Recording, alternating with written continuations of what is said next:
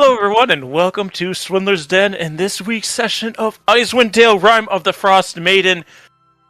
As you can see, we're a two-boy party again this week to start off the session. We're gonna party it up on top of this ship as we die. We'll cover why that is in the recap. But let's introduce our two current players. We have Grizlocke. Hello, I'm Grizlocke. I play Orlin, the half-orc wizard, at least for the next 10 minutes. And last but not least, we have TommieTaco. Hey, I'm TommieTaco. I play Zavros, the half-elf ranger. I'm hoping to get a good 12 minutes in. And last time on Icewind Dale, our party started off with just the three, Zavros, Orlin, and Sister Liliana, in the town hall in East Haven, where they had just encountered a woman lashed to a figurehead, and it promptly attacked them as they tried to cross the room. This ghost got a few good chill touches in before she was destroyed. Our party then went into the library to find this book that had been left behind by Zan, the Red Wizard, that had been executed the previous day within East Haven. After looking in the book over a little bit and looking at it on succeeding days, Orlin found that there is some kind of spell put upon the script in this book to make it look as though it was an anthology of poetry. So he continues to look at that to see as the spell wanes and starts to lose strength. But after that, they started to leave East Haven when they were greeted by a crow, which was promptly destroyed by magic missiles. And they continued onward because Orlin noticed this was the crow that was with Avarice, the white tiefling that they had met in Caer Dinoval. They continued forth over to Bremen, where they once again saw this crow, and this time decided to address it, where they learned that Avarice had found some kind of spire within the tundra northeast of Bremen that she wanted the party to check out after they had reconvened with the rest of their party at the Dark Duchess, the ship that they were heading to. They continued into the tundra to make it to the ship, where they found Celeste, as well as a new face, a Duergar that was going by the name of the Iron Maiden, where they're trying to figure out the cause of this thumping noise within the ship.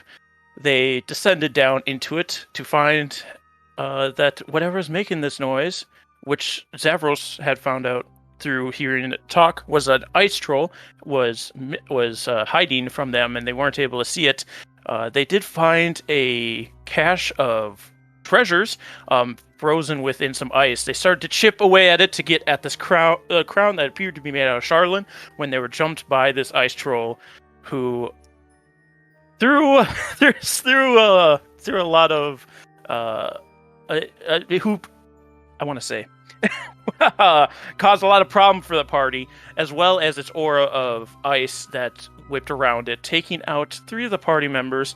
First went Sister Liliana with a massive hit from the ice troll, causing her armor to break apart. And as she fell and the light left her eyes, the Iron Maiden and Celeste fell as well within the coming moments.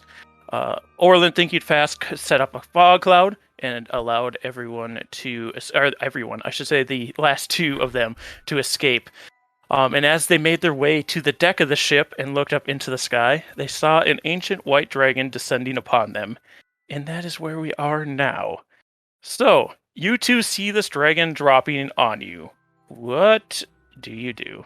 I have a question for the DM real quick. Yes. So, I wasn't here last episode, but the episode before that, whenever we went and talked to the, I think it was the town captain or something? Or the yes, the captain of the town militia. I did get studded leather from them, didn't I? Yes. Okay, just making sure, because I didn't update that on my character sheet, so my AC's messed up right now. Fair enough. I gotta look into that. But, anyway. Olin. Yes, Zavros. You see what I mean when it's not much better up here? Shit. I don't have a moose. Can I look up at see if I can see if it's the same one or not? It's still pretty far off. It's out of your darkness vision range. Okay. But it is a massive dragon, and you would know that dragons don't tend to share the same territory, especially one of this size. So you could assume that it would probably be the same dragon. Look, let's head to the top deck. I don't know if there's any sense in trying to hide. Take it as we go, and I just pew. Yeah, you guys are already standing up there. This thing's about 200 okay, feet we were- above you at this point. And you do hear from down below you, as Zerk is yelling up to this thing. Yes, you hear. Look, it's the biggest treks, biggest treks out in the sky. Is he? Yes. Look at me, biggest treks. Hey, I tell you what, I can arrange an audience with you in Biggest Treks. If you please don't talk anymore. How it see me? Zerk is 15 feet below you on the ice with the 3 axe beaks. He's yelling up. How it see me if I don't talk? I'll introduce both of you. You'll just get mad. As it continues to descend. Oh, yep. Go ahead. I want to start motioning for Zavros to climb down off the ship toward the axe beaks. Yeah, I'm gonna do that. All right, you take the rope and pittance and climb down towards Zerk and the axe beaks. As this dragon lands on the opposite side of the ship, you can hear the ice cracks as it hits the ground, and it begins looking around, but it doesn't seem to see anybody, and you can see it starts smelling the air. Just, I smell thieves. Show yourselves. Start motioning down like. I guess we're just gonna try to sneakily climb down. Roll a stealth check for me, please. All right, let's do this. 19. 19 is pretty Where's good. this Let me thing at? see. Watch me fail this. Oh. 25. 25. Good job, Zavros. This thing totally She knows gets we're it. here. Ancient White Dragon, I'm pretty sure it's passive. It's through the fucking roof. Yeah, she doesn't seem to catch whiff of you. You don't know if the well, actually, you got 3 axe beaks that kind of smell too. Let's see. So far, we're beating her though. So yeah, when you're at 20, they're all kind of huddled together. And she continues to look around, doesn't smell or hear anybody, and she grabs her giant claws on the side of the ship. You can hear as the ship breaks from the ice that's holding it in place, and it rocks to the side that she's climbing up on top of the ship. And Zerk next to you's just pulling on your arms. Zerk wants to talk. You said you introduced. Zerk wants to talk. In just didn't Liliana teach you any patience? Where is Big Trex? She want to see too. She didn't make I'm it. debating on how much HP this thing has because I'm about to knock it the fuck out. Yeah, she's yeah. I'll go get. He starts climbing the side You of the know ship. what? No. Wait, hold on. I'm going to give you something to give. You give? Yes, an offering. Here's some food, and I pull out some rations, and I'm like, whatever you do not say that me and Orlin are here. It's like a surprise. You got to keep this as a surprise. Now, you sneak over and you talk to her, and we'll be right here. Oh, we do big surprise for biggest treks, yes. But you can't say anything. No, no, I'll give you more food if you don't say anything. Zerk's very sneaky. Baka, Okay. Yes. But, so, how powerful do I know dragons to be, especially no, like knowing the size of this one I've seen before and being able to guess that it's probably fairly old. I'm especially looking for, would a dragon of this stature be able to like bring somebody back to life? Roll a Arcana.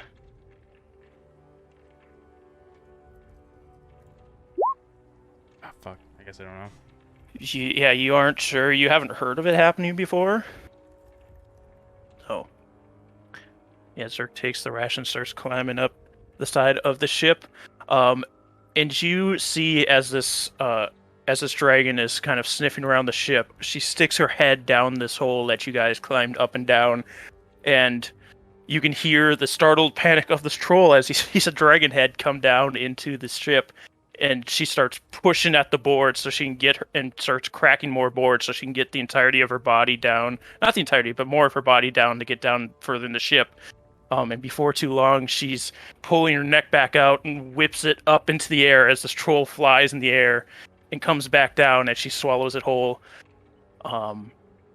And is swallowing it. You see the large waddle of extra skin with these long, dangling, almost icicle-like spines on her neck swinging as she's swallowing this troll. And you hear Zerk just walking up to her. I have food for biggest treks. Look me. Should we run at this point? Yes. Do you how many axe beaks do you mount as you're trying to run, or do you just run, or I'm gonna be fast with that. You have 3 axe beaks currently, one with a cart. Yeah, I mean we want the cart one, and we'll take there's Velt and what other one? I don't remember what Celeste's name. I'll take Velt. All right, so you take Velt and you start heading off. As you do that, for the audience, as they're running away, you see the dragon looks down at Zerk, offering this food. It's in Draconic. They're speaking to each other. She says, "You're not part of the ones who live here and help me. Where did you come from?" It's a surprise. I cannot tell where I come from, but there are big treks. There are big treks down there. Look for you, biggest treks. She want meet you. Treks. As she puts her head down into the ship and sniffs around, where her nose bumps against a dragonborn who is laying in there, and she lightly grabs her in her teeth and lifts her up onto the deck of the ship. Is this who you're speaking of? Yeah. Why she sleep lay down? She's no longer with us.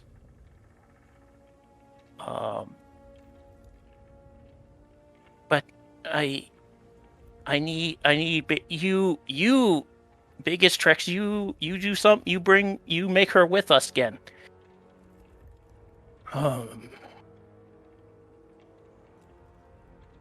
I cannot do this. But as she turns her neck around, you see the frozen corpse of a dragon rider sitting on her back. And that is where we'll cut to Sister Liliana.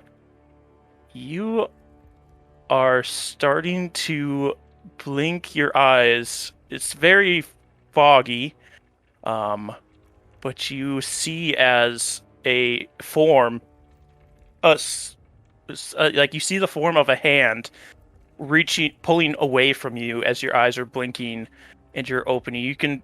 You feel as the opening that this troll had ripped through your armor and body is closing on itself. You can feel it fusing back together. It doesn't feel good. It's very painful. But as your vision comes into focus, the form of the hand that's attached to a body is suddenly slunching over again, holding on to reins. As you see a frozen corpse on the back of this giant ancient white dragon who's standing over you, as well as Zerk is standing above you as well. Big Trex, you are with us again. You are not asleep no more. I guess so. I wasn't. What? Yes, I'm here. Oh, very she. Biggest Trex help you. She say, I do this for you. I need things, but I do it. She do it. I think I'll kind of go into like a kneeling position in front of this enormous dragon and just say, "What do I owe you for this, for my life?" Do you speak Draconic? I'm a dragonborn. I figured. I just wanted to make sure. Some people make weird choices. No, I think ahead, and now I speak Undercommon. Don't know what happened. I don't think I can't not speak Draconic. Very good. Yeah, in Draconic, as this enormous white dragon's head reaches down, he's my master, Mithelrond, used what power he had left in this world to bring you back to life. But I need something in return. During his time on this plane, he searched for a great treasure that I now wish to add to my hoard that you must retrieve for me. Do you know what the treasure was? Not what it was, but where. It's located deep beneath the Reghead Glacier in the northeast of Icewind Dale. It has been unreachable for the last 2 years now. And even it was difficult to reach even before then. But the pass has been sealed with this everlasting rime. You don't know what it is for like the purposes of a locate object spell. Is it like a cup? Sword? It's a book. I can work with that. Okay. Yes, I will search this out for you. Do so and bring it to my lair on top of the glacier. Do not return here, for I won't let you leave if you try again. I have no intention of that. Thank you. Thank you for your mercy. Now you're free to go. Just remember to get that for me in repayment for the wish spell that was expended on you. Bitch, that's big magic. Of course. And I'll look at Zerk and be like, "Do you want to come with me? Do you want to stay with them? What?" I cannot. Part of deal is I stay and help find treasure for biggest Trex. Okay. So I no go with you, but I will miss you, Big Trex. You yelled at me a lot and told me no, don't go there, but I did go there, and now here we are here. I think it's not technically on my inventory, but I'll take out like a little like prayer book almost, and hand it over to Zerk and say, "Well, this is a treasure from me to you then, so that you can remember Big Trex." Is this a treasure? It's a treasure to me. Turns around to the dragon. I got one already. You keep that one. Thank you, though. You will be good at this. He's got a lot of heart. Not a lot of brains, a lot of heart. None of them do. I've got 3 of them here already.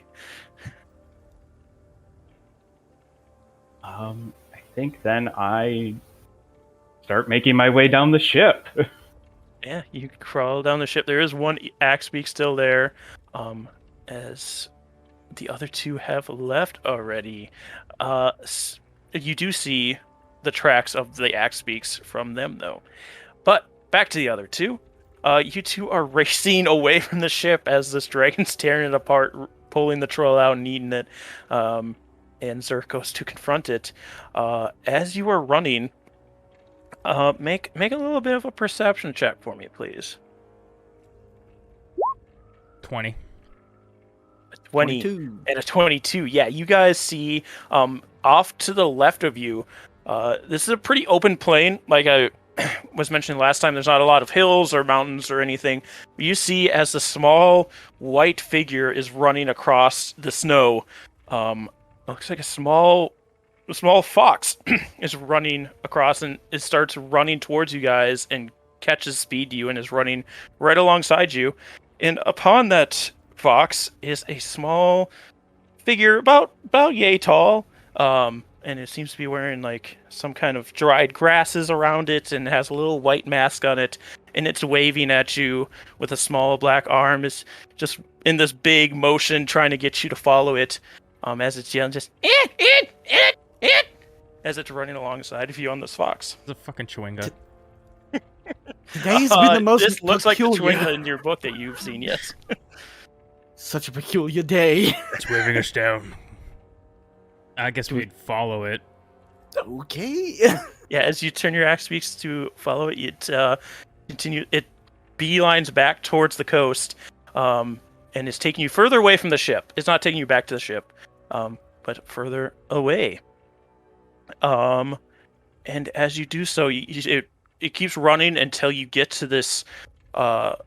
It almost starts to become a cliff near the coast. It goes up a little bit, and you can see that is running into this cave, and it rushes right into the cave that's in front of all of you, the both of you. I'm gonna, get to the front of the cave and get off Velt. And kick some snow. Damn it.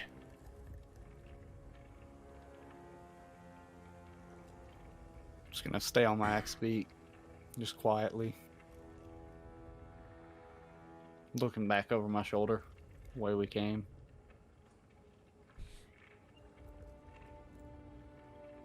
We've lost more.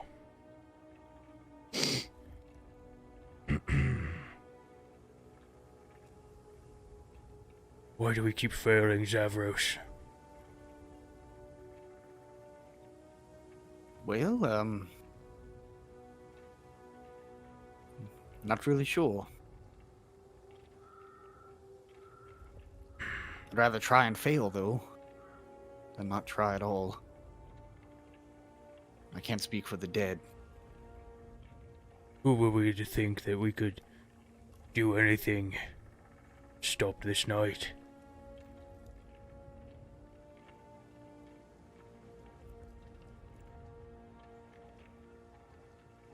You know, there's a story I'm going to want to tell you eventually.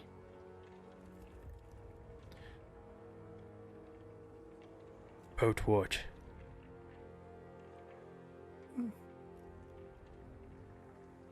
About someone I knew. They're the reason I keep trying. Okay. Right, you'd want us to go in that cave. Yes, I can see that. As I kind of look around, do I see any tracks? As I'm kind of just looking around, just briefly. Just the ones that the fox made on his way in. These things are like pranksters, right?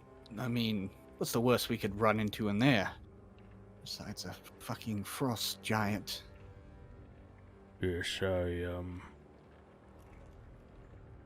we should proceed with caution. I'm gonna dismount Choco. Drive a pitten in the ground and tie him up to it.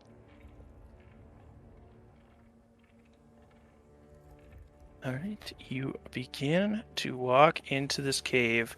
The cave starts to block out the wind coming off of the sea of moving ice. And Dyto, would you like to explain to them what they see and who they see? When they first enter the cave, the front part is kind of like on the medium to small side, and it just looks like what a fox's den would kind of look like if you were to walk in. Very unassuming, except for all of the scrawlings of pictures and things just across the cave walls. And farther back, there's a corridor, and then you can see, because the cave on the other side of the corridor are lit up, there is a figure wearing patchwork robes and boots that you can see have been sewn back together or put together with varying different things. They're standing with a very intricately entwined and carved cane in their right hand. They're kind of hunched over, and mounted on their left shoulder is what looks like a small hand cross.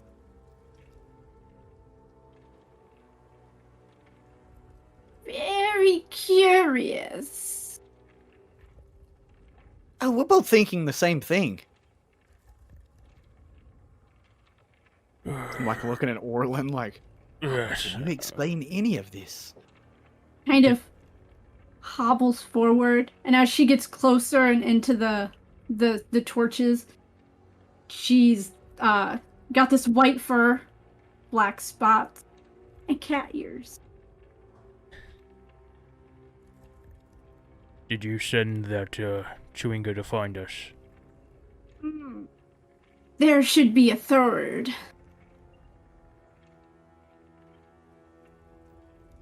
Did the dragon eat it? A third Chewinga? No, 5 entered, 3 would leave. Written on the walls. Are you talking about our comrades? She kind of walks over to where she's got, like, very crude pictures of just, like, a chain of events that happen. And she gets to a part where it depicts 2 humanoids leaving the ship, the dragon landing, and their figure emerging from below deck and leaving with them.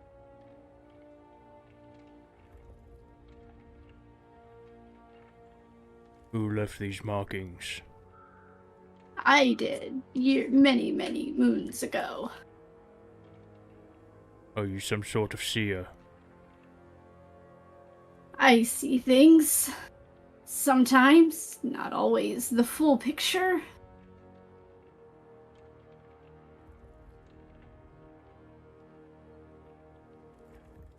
Are you implying that, one of our friends still remains?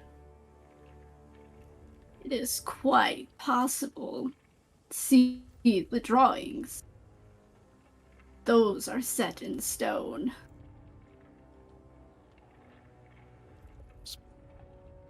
You know, she's not wrong.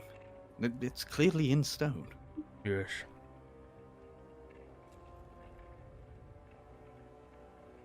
She taps her cane for one of the Chewinga. Go see if you can find the third. And it jumps back on the fox and takes off outside. Come. You must be tired. I have food. It's not entrails, is it? Yes. I don't waste any part of the animal I hunt. It's hard to come by food these days. Oh, at least it's an animal this time.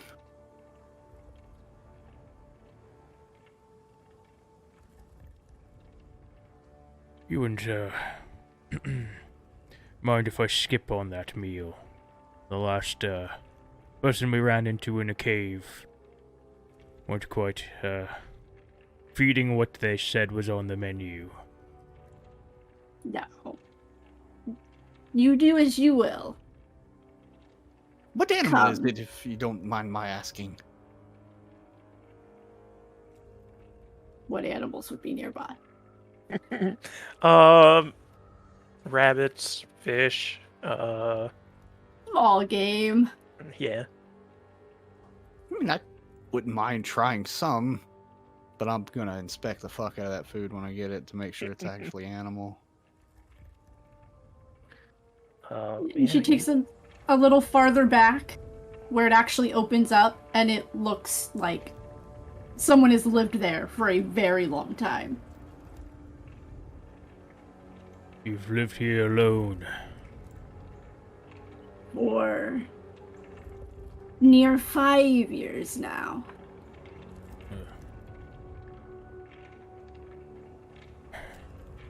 Where did you come from before then?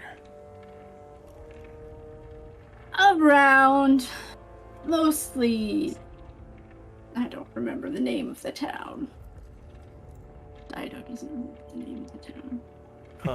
I don't Who's think I'm Dyto? aware of the No, it's one of the ones you guys haven't been to yet. Good there- mead. Sure, let's go with that one. Okay. Isn't good mead where all the Nope, that's is going going on? on. Okay. Okay. That's where the blue people are from. I was I lived most of my growing up years in Goodmead. People aren't usually for me. It's easier to see out in the open. Understood. Well, I suppose we'll stay here until your Chewinga friend returns, hopefully with one of ours. But, after that, we must, be on our way. You seek a spire. Yes. I know. Well, Do then, they by the way, just- this is actually food. You could eat this. This is. I'll give it a smell. And she's proficient with cook's utensils, so it should actually be really good food. Tell you what, it's no in knucklehead trout. I'll tell you that. Oh, no. I'm sick of that shit anyways. Why do you think I started hunting venison? Fine. Knucklehead's bad for the nose. She kind of wiggles it a little bit with her whiskers kind of going. Is that what happened to your face, Orlin? As I'm laughing, I'm just joking. It's at this time you start to hear a small as the fox comes running back into the cave. I have Shortly PTSD staring into the distance. Shortly followed by a familiar face. I think as Liliana is coming back in, she kind of looks over and sees Orlin and Zavros and just says, "Do you still think you're just a potion maker, Orlin?" I dropped my food on the floor. Welcome back.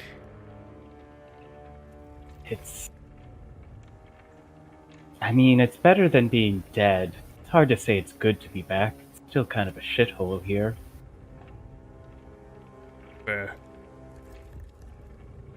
Sorry, I wasn't expecting company. I would have cleaned it out a little better. Oh, no, not the cave. Just like the general Dale environment right now. What happened, sister? Well, our surprisingly good friend Zerk made a deal with the enormous dragon, brought me back to life. Zerk has to serve them now, I assume, for the rest of their life. I didn't get details. I'm sure he'll enjoy it. He didn't seem too broken up about it. And I need to go find a book for this dragon that their dragon rider was looking for. Well, we're glad to have you back. Yes, it's a good thing Trex, oh my god. Zerk is still alive, as I kind of giggle uncomfortably because I totally expect him to be fine. Yes, we saw you. The troll hit you hard and you were down. I'm sorry we left you, but everyone was dead. Oh, Then a dragon showed up that was, Yes. I didn't have a moose this time, so... No, I don't really blame you. I mean, it's very similar to what happened in the cave. It was either we all die there or some could survive, so it was better that you left when you did.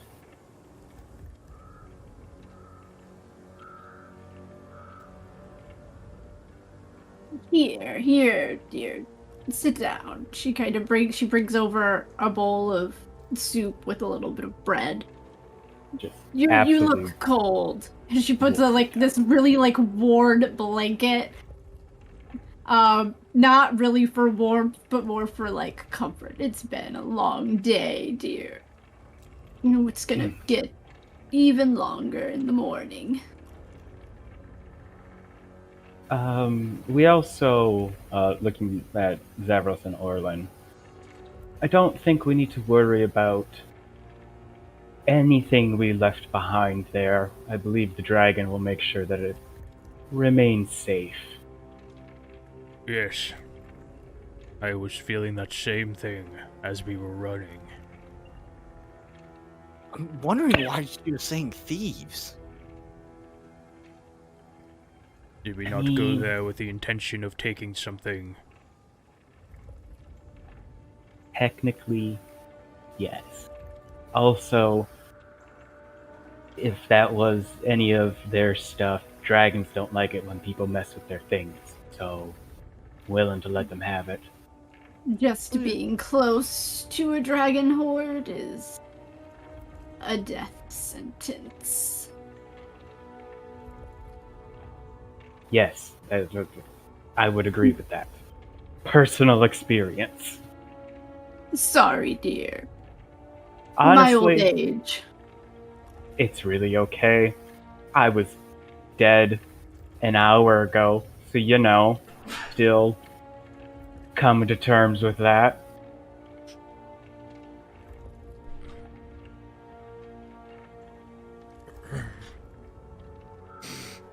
I'm looking at Liliana with curiosity at that statement of being dead. Just curious little look.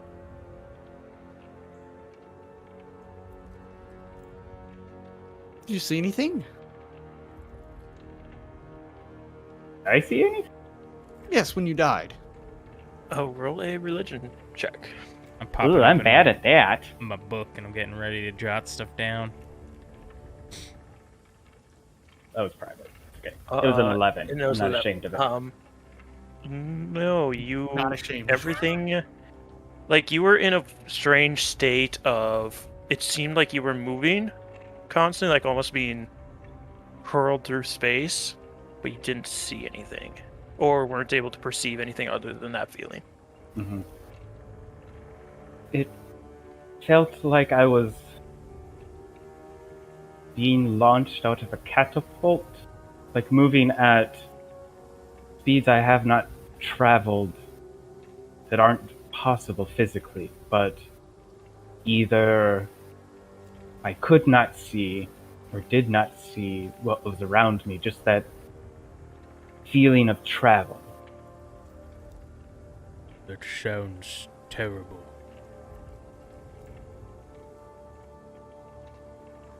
I mean, It's not too Was it different. cold? no, it was both something and nothing at the same time. I wasn't hot or cold. No, at least she wasn't feeling this god-awful place. True. Tell me, sister, where do people of your faith go? I think my person would be on Mount Celestia. I don't know for sure. I'll say Mount Celestia. Mount Celestia. That's one of the good planes. Oh, Yes, Malil has a realm there on the mountain. interesting. You know, I never gave that much thought until recently about where people go.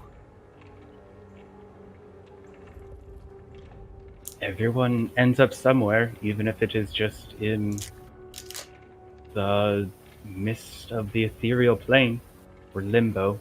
Forget where all the unclaimed souls go. Don't freak What out. about a forest?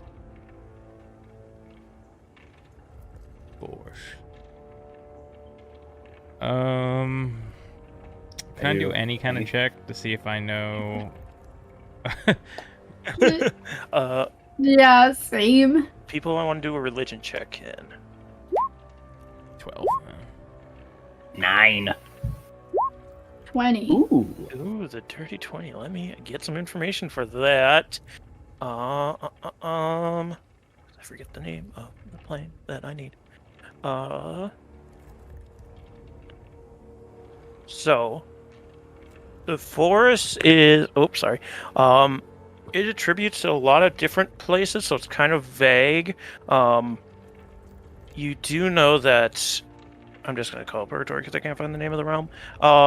There is a forest where, or it's been described that there is a forest where the souls that are yet to be what's the word? Determined, judged, go to, where they spend their time there. But it's only been described. There's no like actual, hey, this is what this is actually. So it could be there, it could be a different realm. And that realm isn't only just a forest, but is part of it. There are many depictions of forest in the afterlife. Her eyes kind of like fog just a little bit. Usually there's the widest known is kind of an in-between for souls to be judged. Yes, that's the place. Nobody knows exactly where that one is located. That place is full of a bunch of evil, nasty things, too. Oh, Highland's okay, by the way. What is... Davros, why do you know so much about this forest? Well, Olin, you remember when I got hit by the moose? Yes. I kind of woke up in a forest. Didn't know where the hell I was. And it's been happening ever since. You have faded a few times. And you see dead people there. You saw Heinlein. Oh, I didn't see him. I was told that he would be taken care of. By who? My sister.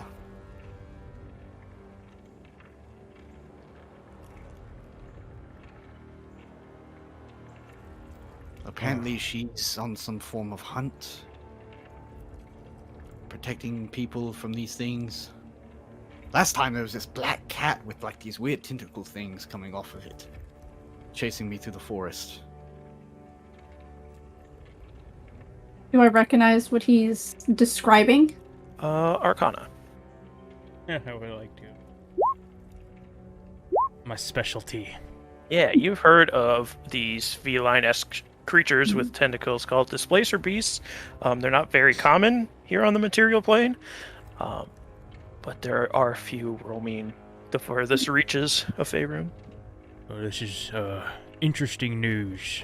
I was theorizing that perhaps those who die in the Vale cannot get through the Ice Bitch's dome. But Zavros has seen some other side. Perhaps that's not the case. Or there's something different about Zavros.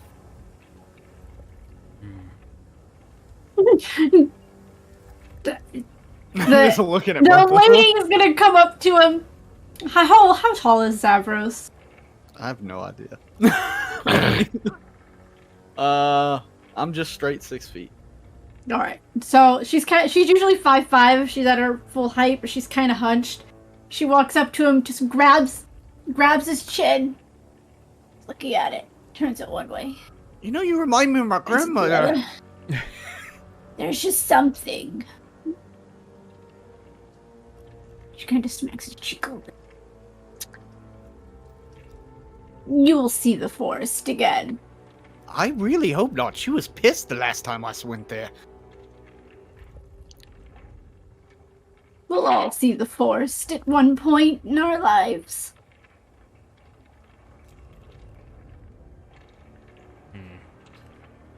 That is one way to look at it. Well, apparently she said I'd seen it too many times, so, you know, her being the biggest sister, I really don't want her to piss her off. So I think I'll stick here for a while, if I can. How did you get away from this displacer beast? It's very, very hard to do. Well, she was there, there was a dryad, and, one other...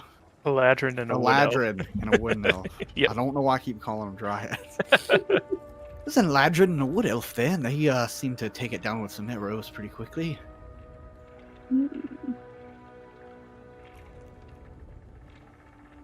She's always been a good hunter. That's why I decided to do it.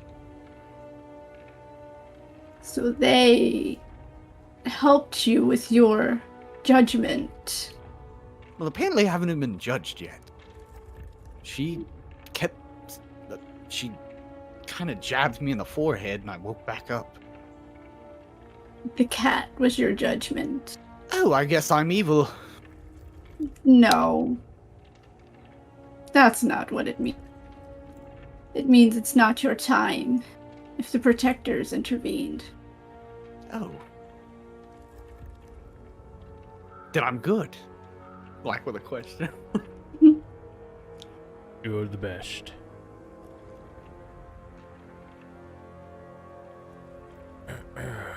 Why do I feel like a dog all of a sudden when you say that? Good boy, Zavros. Now sit down and eat your meal. Like the food that fell, I kind of like slap a little bit like towards him as like a joke. Just, yeah, screw you, old man. Every once in a while, you'll just see Chewinga kind of skitter through. Those things are quick. Zavros, you actually start to hear the plink of a lute coming from behind you. Just like one string, just clink, clink. I turn around. And I see There- Chewinga. It's a Chewinga on your lute, just pulling at the strings, and when you turn to look at it, and it jumps off and like crawls behind a rock that's on sort of this makeshift ledge within the cave. It's peeking out from behind it. I'm gonna look over. It's like, do they enjoy music? They enjoy a lot of different kinds of entertainment. You mind if I play with while y'all discuss? play them a little tune? Not at all. She pulls out like this. It's actually, I don't even know what's actually in Woodcarver's tools. Did she even say anything specific? And it doesn't Pull say. out a miter saw.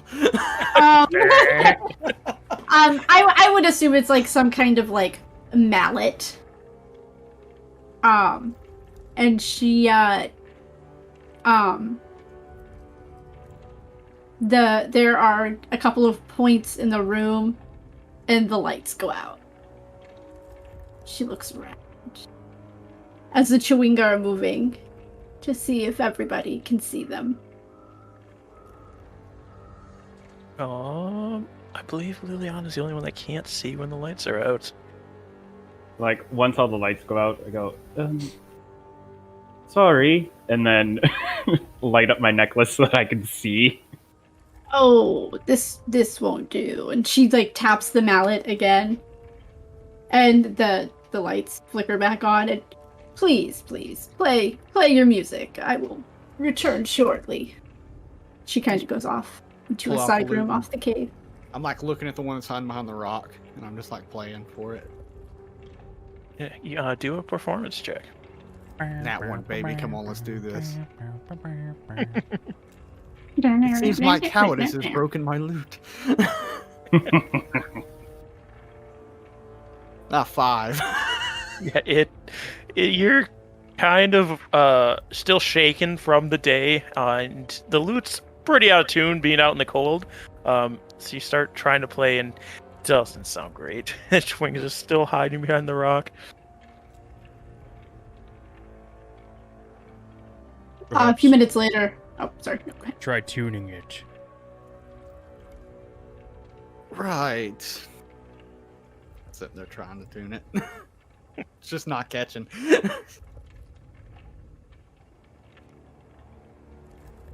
Go on, Where are we going from here?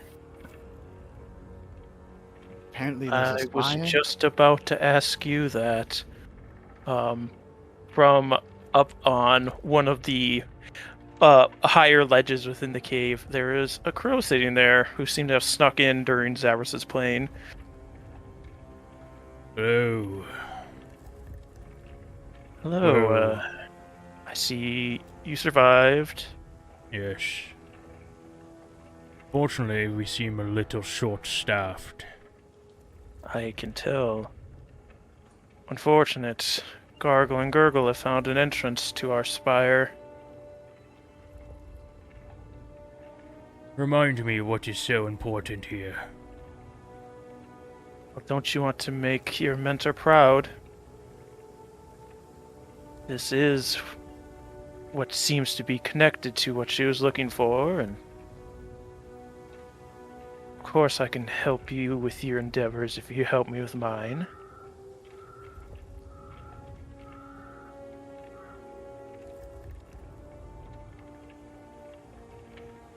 Right. In this pause in the conversation, I'm just going to cast Sacred Flame on this bird. Is it a dexterity save? Dexterity save. I think at this point is when my character would enter. Yeah. As you walk back in, you just see as this crow just incinerates. How many times has that crow died now? Twice. Yes. It's a familiar.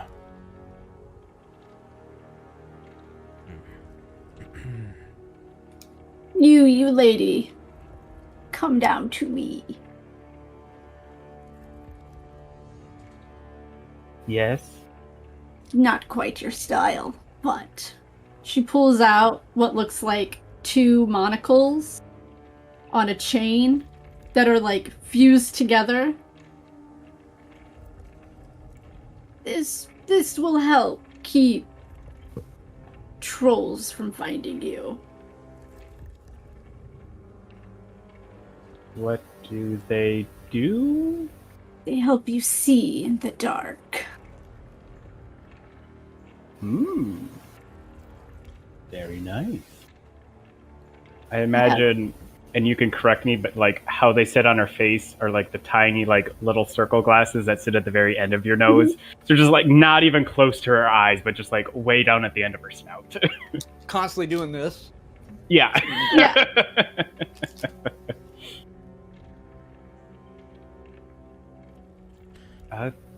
Thank you. Can't have you going around shining bright lights when we need to be quiet as a fox. I hate. I stare longingly when she mentions fox. I hate to say this, but we probably should get to that spire.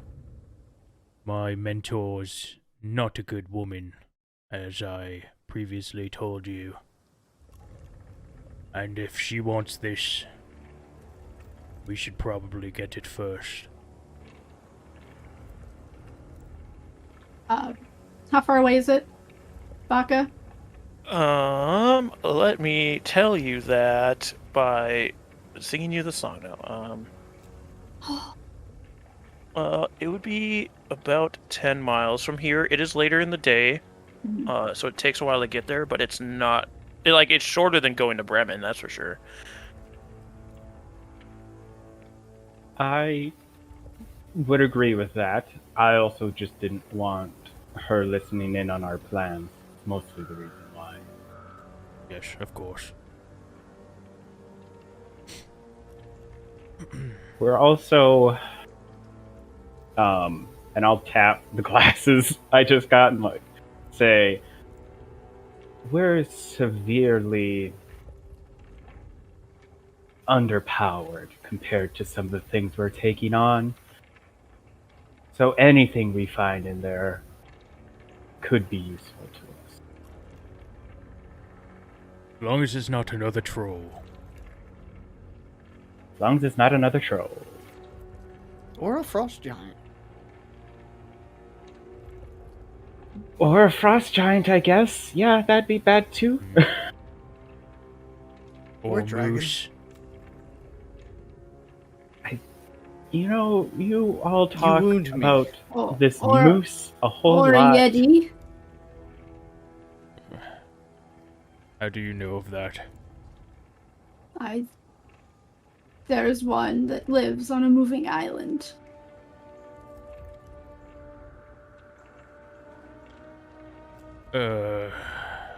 Right. We'll Should deal with it if we probably need to. Try to avoid it. We can head.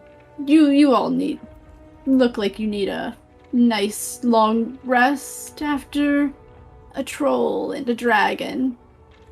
Surprisingly, I've taken no damage. No, I'm kidding. Die. Yeah, I'm okay too, actually. It's for spell slots, if nothing else. Yep, it's the only reason we survived Zavros is because we didn't get hit. One hit, we both would have been dead too. Come. She taps her cane twice, and the Chewinga starts skittering in the opposite direction than where she disappeared to get the glasses for Liliana. I was prepared. Would you come back with? I'm sorry. Oh, I went in. She had went into her workshop to get the glass. But now she is leading you, and the Chewinga are helping to the room she had prepared for you guys to sleep. Oh, okay. I follow behind. Great. Yeah, I'll head in. Well, you can wake up with a lost liver in worse places, I suppose.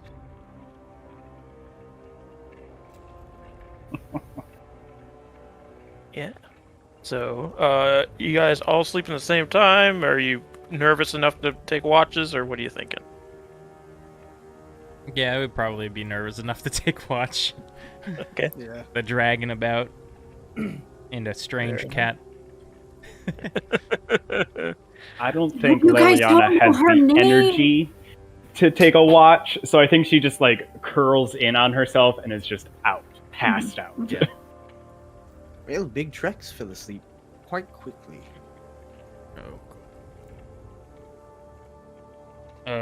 I can take first watch, Zavros, if you'd like to sleep. I hit the floor and immediately go to sleep. So Orlin would actually see Felicity go towards like the front of the cave and extinguish the torches, and she pulls out this string and she starts putting it like along the front part of that corridor where the cave still looks like a cave, and does it like all along that hallway and then comes back to where it opens up into her living quarters. We didn't catch your name. Felicity, dear. Felicity Snow Chaser. I assume you already know ours. You smell like an Orlin.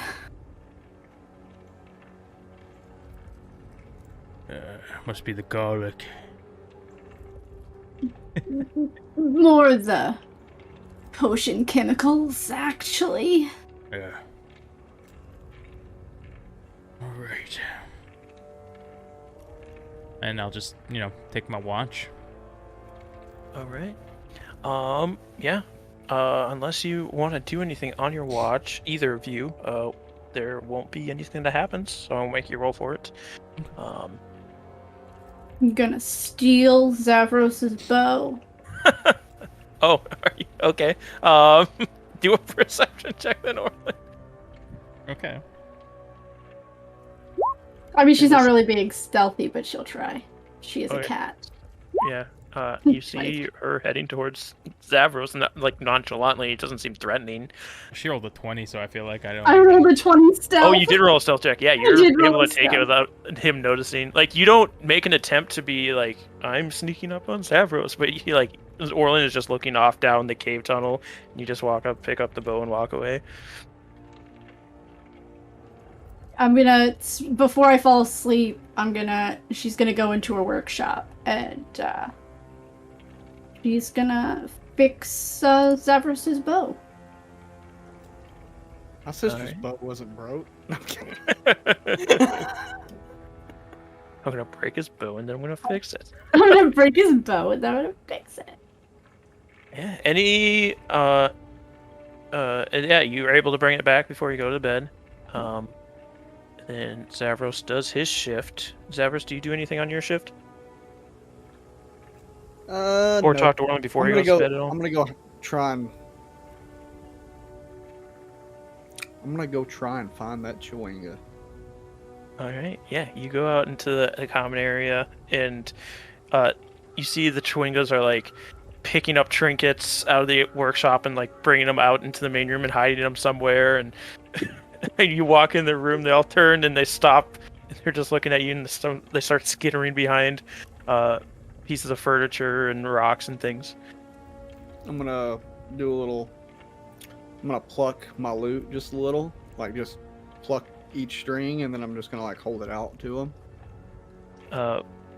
One of them that you can tell is the same one from before by the markings that are on his mask. He's got like on both sides there's like a triangle pattern, two of them that are painted in red on either side of his face, and he kind of walks forward and he pulls one and backs away from it quickly and comes back up and blink, pulls another one, backs away. He does that a couple times and then just starts pulling at him, not walking away anymore. What I'm gonna do is whenever he starts like really going at it, I'm gonna start putting my finger on each individual, like where the frets would be, and just keep changing the notes of it while he's plucking it. He's really seems to be enjoying. He's like really getting into. He's like up on the strings, climbing to the higher ones. What do we got for? Do a oh, you're not great in persuasion either, are you? You know what? Do a persuasion with advantage for me. Give me them double nat ones. Got 18. 18. Yeah. So you help this Chewinga play this loop for a while, and then after about 15 minutes of doing this, he seems tired from climbing up and down the strings and gets down, just like puts his hands on his knees for a second as he breathing heavy, and then he lifts up a finger to you and just, and he goes and he scurries off, kind of drops down from the ledge, runs into the workshop, and then comes back out with this small a pebble. Didn't seem to have to go in the workshop to get this pebble because they're all over the place in this cave, but he went in to the workshop and he comes out and lifts it up to you, and it seems to have a faint glow to it. Oh, is that for me? And he's like pushing it towards you. Oh, well, thank you. And I just like reach down. I kind of look at it. I'm gonna do a terrible. Can I roll an Arcana check just for shits? Yeah, you can roll an Arcana for shits. Let's see what I get. 16. 16. This is why she doesn't bother setting an alarm on her workshop. You'd be awake 24/7. Yeah, you're able to tell there is something going on with this. It seems to be charmed in some way, and when you sit down with it for a while, you start to get the a sense of, you start to smell like food, and your mouth. You start to get thirsty, but it goes away. I'm just going to tell you what this thing can do, because over time you'll be able to understand that this is able to do this. This charm is called the Charm of Bounty. As an action, you can expend one of the charm's charges to cast the Create Food and Water spell, requiring no components. Once it has 3 charges, and once they have been expended, the charm vanishes.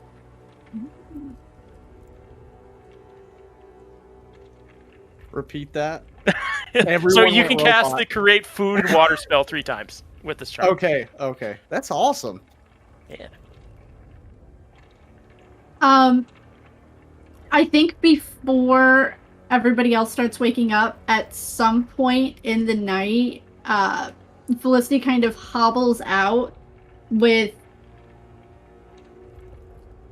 almost like chalk, but like a chalky paintbrush.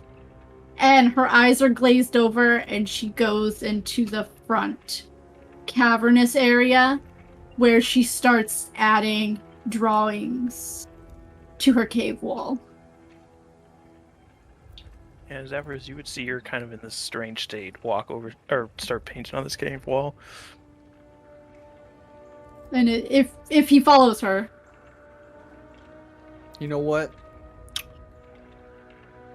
I'm going back to East Haven. Not kidding. He just leaves and go to East Haven. He'll see her drawing a bit of what looks like a crudely drawn boat, but more like a tugboat. Not like a ship, but like a tugboat.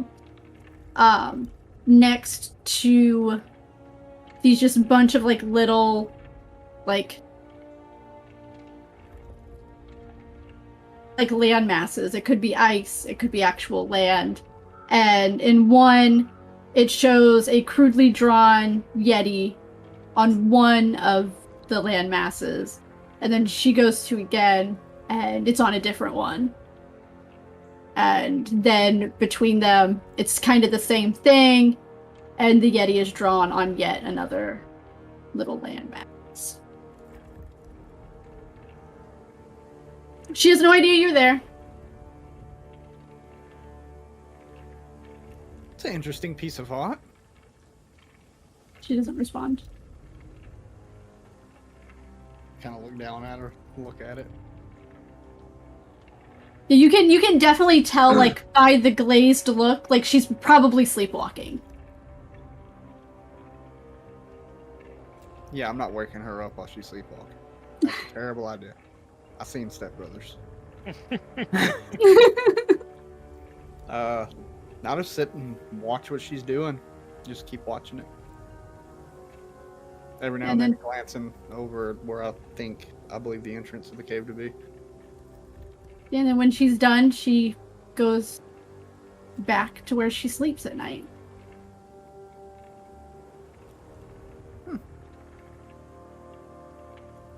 As I like just flick the stone in my hand, just look at it, it's like, this is an interesting piece of rock. put it in my pocket, and then I sit there and I kind of think out loud. I'm like, I wonder if this would work with that cauldron. I just go ahead and finish out my watch. All right, yeah. You finish out your watch. No problems. Like the Chewinga try and grab stuff from bags every once in a while, and you have to kind of shoo them away. But yeah, everybody wakes up. No problems. Nobody's dead, except for the 2 that died already, and the one that died and came back to life. No one is dead that wasn't dead when we went to sleep. Yes. I'm sure someone died in Iceland. Wow. No one in this cave. Good morning. When Felicity comes out, she's got Zavros's bow just kind of slung over her cane shoulder. You won't have to worry about ammo anymore. Oh. I was kind of wondering where that went last night. I made a couple of minor... I kind of just like grab it, but I'm kind of like just looking at her. I'm like holding the bow like really close to my chest, like being a little overprotective of it. Well, thank you. Just put it back around my back. Don't worry. I didn't have to break it to put the enchantment on it, dear. But there's a chip in it. No, I'm kidding. But I can track your every move now. Oh no, the government. I'm not sure that's the kind of chip he meant. And she'll start like cooking up more perishable foods to eat for this morning, and then stuff to take for rations for when they head out. As Liliana wakes up and kind of comes out into the main area, she'll look over at Orlin and say, "The book from the evil wizard dude that has the illusion magic on it." Right, yes. Pretty sure. Not gonna do it right now, because it feels like it would take a lot of energy, and I don't know what we're gonna get into later today. But if I still have the wherewithal before we go to bed, might be able to speed up the process of translating that book, or revealing the secrets of the book. Yes, I forgot to mention everybody is level 5 now. Oh, I might have to do that that during the break. sucks. Yeah, because I have no idea what I'm doing at level 5. That's fair. You can do it at the break. Someone didn't read the Discord messages. I did. I not. saw it, I just didn't have time. When there's a wall, I'm like, I'll get to that later. It's like, I think you just get multi-attack now. I don't know if you get any more spells or not. Oh yeah. Or watch me. Watch me get more spells. You might get another slot. I don't know. I'm gonna multi-class as a something. I think he gets 2nd level spells now. Yeah. Because when I leveled up Nightwalker. Night Hunter. Night Hunter. Yeah. Mm-hmm. Right. You know, I played the lute with the Chewingas last night in the workshop. They gave me this stone. Kind of gets close. Squints her eyes that are already like half closed. Does she know what it is? You would realize that it's a charm. You aren't sure what kind of charm it is, but you know that Chewingas give out charms for those they have good favor with.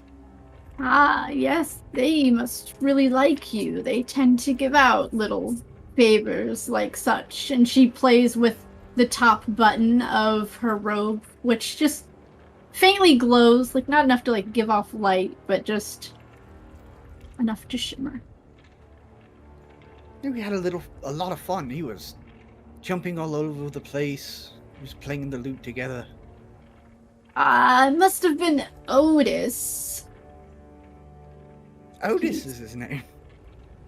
Peculiar. Otis is the one who likes to get the company more often than the others. Yes, I have to ask how you came about befriending all of them. Well, this was their home before it was mine. And they just welcomed you in. For the most part, they were a little skittish at first. Took about 2 weeks before I even knew they were here. Yes, well, perhaps someday I'll have to return, and you can tell me all about them, but, my friends and I, we have a mission to accomplish. Oh. Which reminds me. I saw you drawing last night. The Yeti on the island. Yes, I really hope we don't go there. It's not quite clear yet. The island is constantly moving, but there's always a Yeti.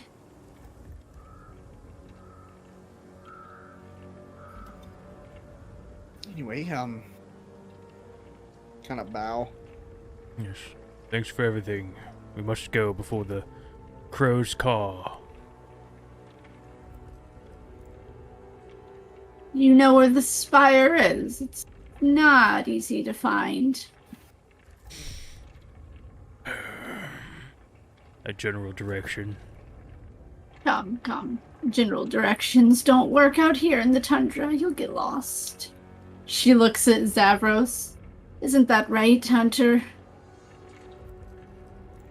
I prefer not to comment on that subject. I didn't expect a god to be here when I got here.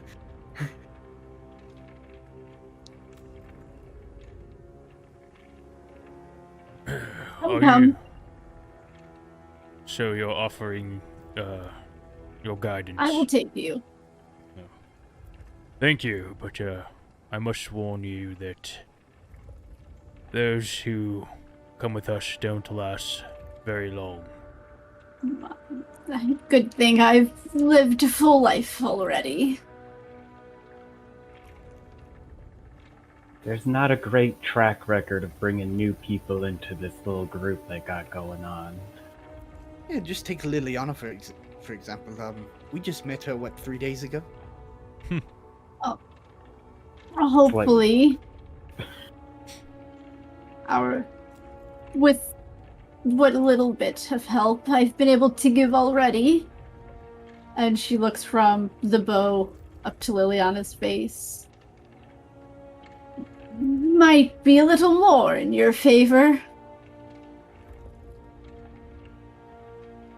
Look at Orlin. I mean, we could use the tracking help, and Yes, I know.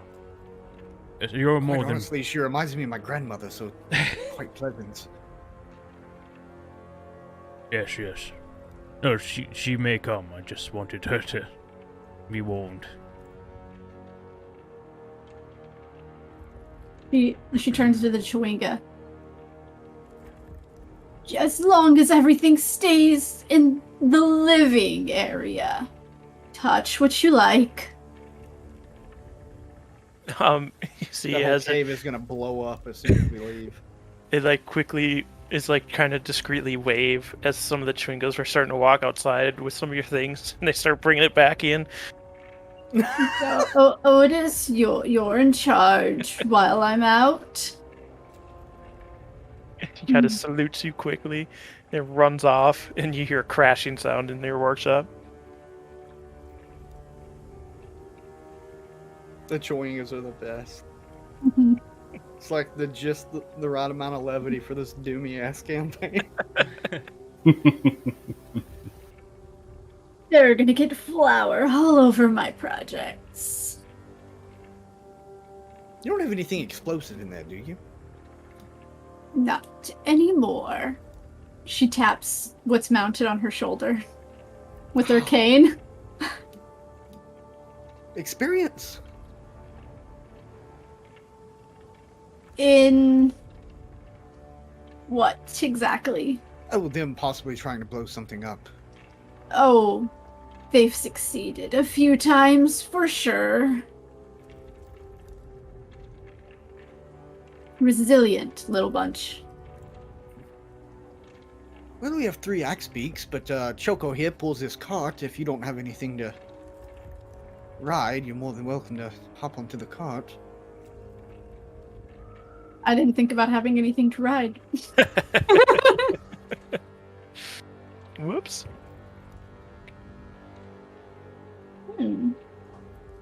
If you don't mind. There's plenty Might of be- fur back there you can keep warm with, too.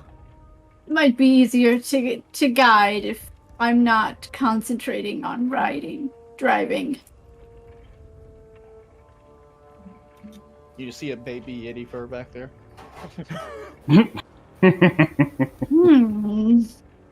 She gets snuggled in. Yes, so you all start to mount your axe beaks and take off to the east towards this mysterious spire. And that's where we'll take... Oh, Zavros, your bow does require attunement. Okay. all right. We will then take our break. So thank you guys so much for joining us for the first half. When we come back, we'll be arriving at our mysterious spire, and we'll be level 5, right, everybody? Yeah. So be sure to join us for that. We'll see you in a little bit. How was that, Jambalaya? Hello, everybody. Jambalaya was Welcome good. back to Thanks for coming. Swindler's Den. Hope you enjoyed your break. For Not those of you who bad. missed the first half, our two escapees made it away from the white dragon that descended upon the ship, who then resurrected Liliana through some mysterious means, and then tasked her to find a treasure. And also, Zerk stayed behind to help pay that debt off by finding more treasure for Avanturace, the ancient white dragon, also known as the White Worm of Icewind Dale. But then our group found themselves in a cave of, assumably, an ally by the name of Felicity. Cat lady. Snow chaser. Snow chaser. Snow chaser. um, I keep wanting to say snowcatcher. I was like, Yeah. that's not right. Who was living with some Chwinga there and seemed to have some kind of seer powers. Our group regathered themselves before they head off into the tundra once again to find this mysterious spire that they had been told about by Avarice, the albino tiefling. And we will join them as they're on their way there. You guys are making pretty good time having Felicity with you, who knows where this spire is. And before too long, you see these two shapes circling in the sky, and you see this large, strange outjutting in the middle of the waste. It kind of looks like it would be made of rock, but as you get closer, it seems too smooth to be rock.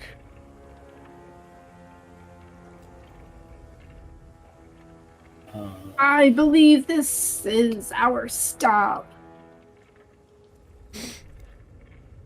Yeah, I mean, the gargoyles. I have nothing to do with the gargoyles. Ish, what do you know of this spire? What do I know of this spire? Just where it's at? You know where it is. You've been like up close to it, and you haven't seen anything before, other than that it is incredibly smooth and shiny.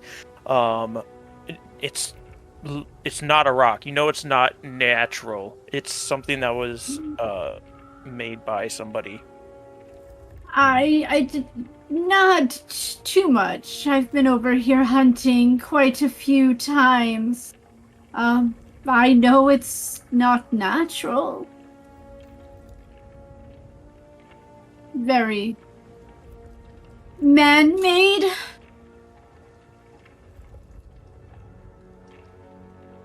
Right.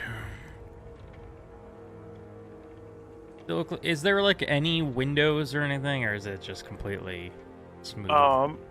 It is completely smooth. It seems to be about 20 feet high, but towards the top, it almost it's like square at the top and then kind of juts down at an angle, and there's this weird like spine protrusion almost sticking out of it that seems to be jagged at the top of it. But yeah, there doesn't seem to be any windows on it from what you can tell. But there does seem to be a hole near it. Felicity, you've never seen this hole before, so you can assume this is what the crow was referring to when she said Gargle and Gurgle found some kind of entrance to it. She uses her cane to point at the hole. That's new. And before we go further, I do want to ask, what are you doing with your axe beaks?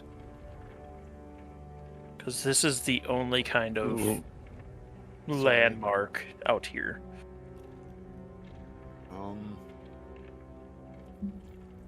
Nothing else, huh? Just flat land and a... Flat land and a spire. Oh boy. Does it look like they'll fit through the hole? They do not. So it's a decent sized hole, but not big enough for an axe beak. It also drops pretty drastically, and it's surrounded by ice, and as you look down, there's ice lining the walls as well. Zerk. Oh wait, he's not here. Shit. Yeah.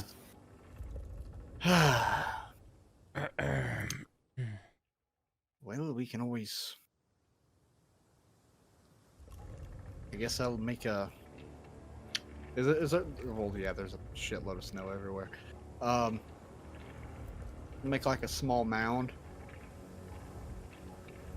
Bear Grylls in I it. don't know. What? Bear Grylls. Yeah. I'm gonna... Okay, I'm gonna you start can. like make... I feel like I need to explain this now. Bear Grylls, he's shown how you can make like a rappel rope using like snow. You just essentially like put the rope in the snow and like pack it in, like it's not like the most secure, but it's like Yeah, There. freezes and all Yeah. that. No, I get it. I smell you're stepping in, but that's not what I'm doing. Yeah, this would take too long to do. I was gonna build like a small like wall of snow that the axe beast can, like a little alcove. But Give I am me a- covering my entire cart full of snow. I'm like, I'm hiding that. Peyton. Yeah, that's it. Bitten. Pitten. Can I just like hit it into this fucking tower? Give me a strength check. While they're doing these things, can I start ritual casting detect magic? You can, yes. I'll guess keep they're an the eye same. out for wildlife. Because I come here hunting. Yeah, do a survival check. You aren't able to get this Pitten into the wall of the spire. Nah, that's 10. Yeah, it seems to be pretty desolate out here at the time being.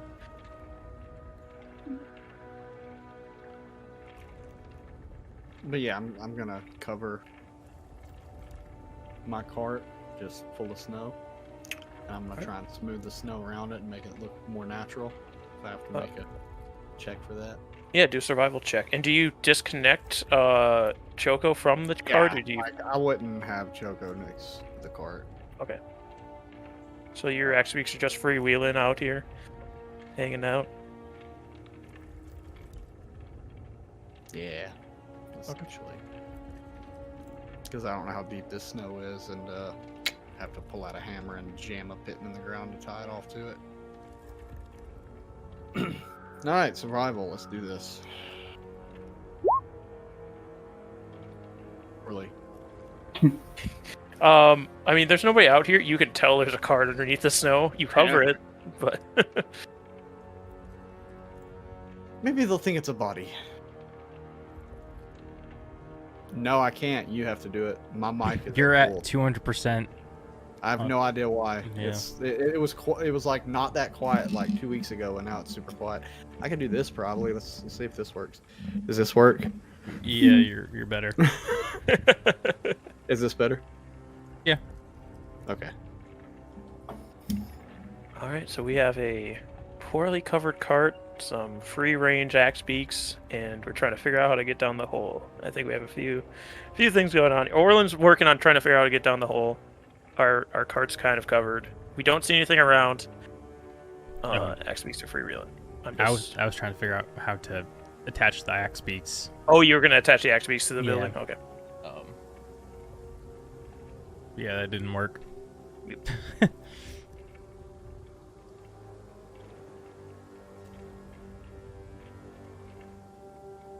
Can you? What's the hole look like?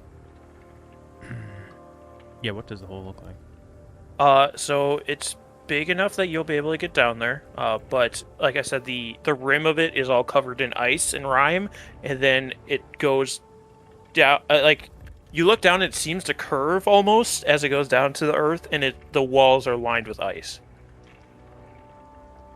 Like a slide? kind of like a slide.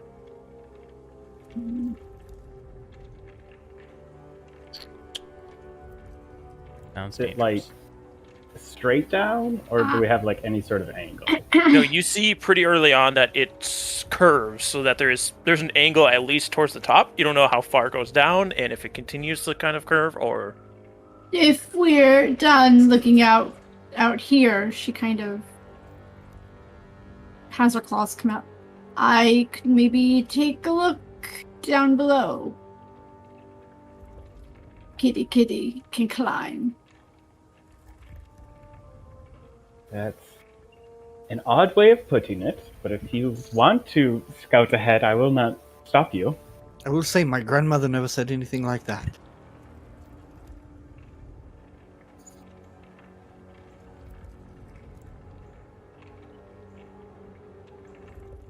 oh, all right. So it looks like, or it sounds like, Felicity's gonna go down first. Do tabaxis have climbing stuff to They them? have a climb speed of, I think, 20 feet.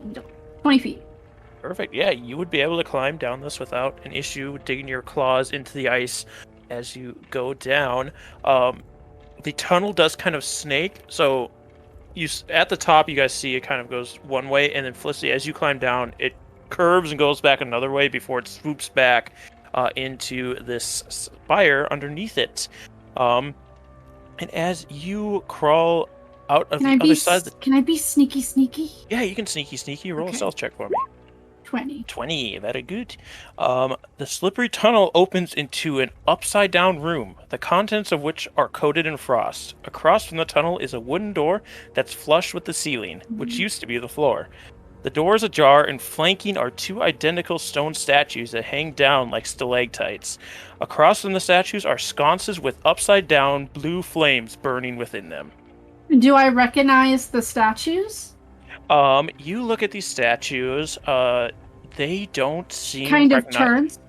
Yeah, you kind of turn your head upside down. They don't seem to resemble anybody you'd be aware of, but you can tell that that they are long-faced humans, and they are dressed in wizard's robes, both clutching staves.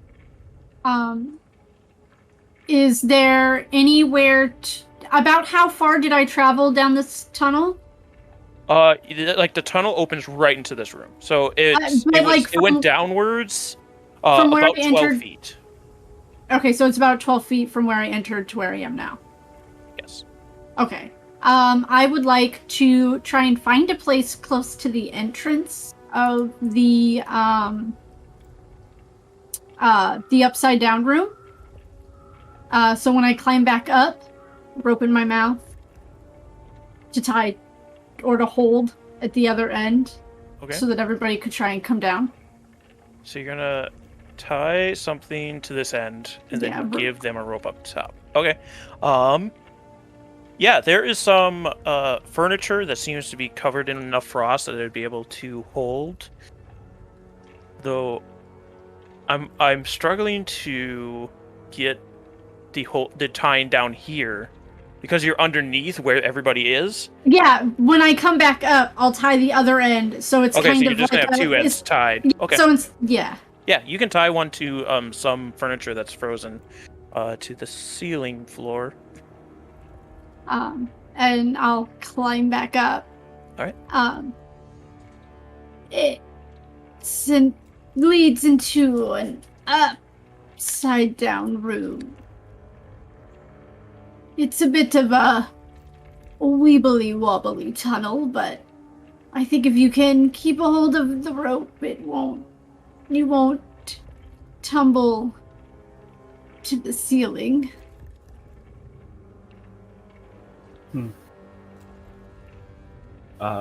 Sharp, is there anything magical? I'm assuming my detect magic has been ritually cast at this point. It has been, and you don't see anything yet. Cool, I just got that going. Not this. Sorry. Just There's a need new music. boss! When you're walking through the wilderness and the battle music plays in Skyrim and you don't know what's coming. Ooh. I think I would. Hold on. Well, I don't know about the rest of you. No matter how I get down this tunnel, it's not going to be quietly, so I may as well go first. You know, I could go ahead and sneak somewhere, so if they hear you, they don't.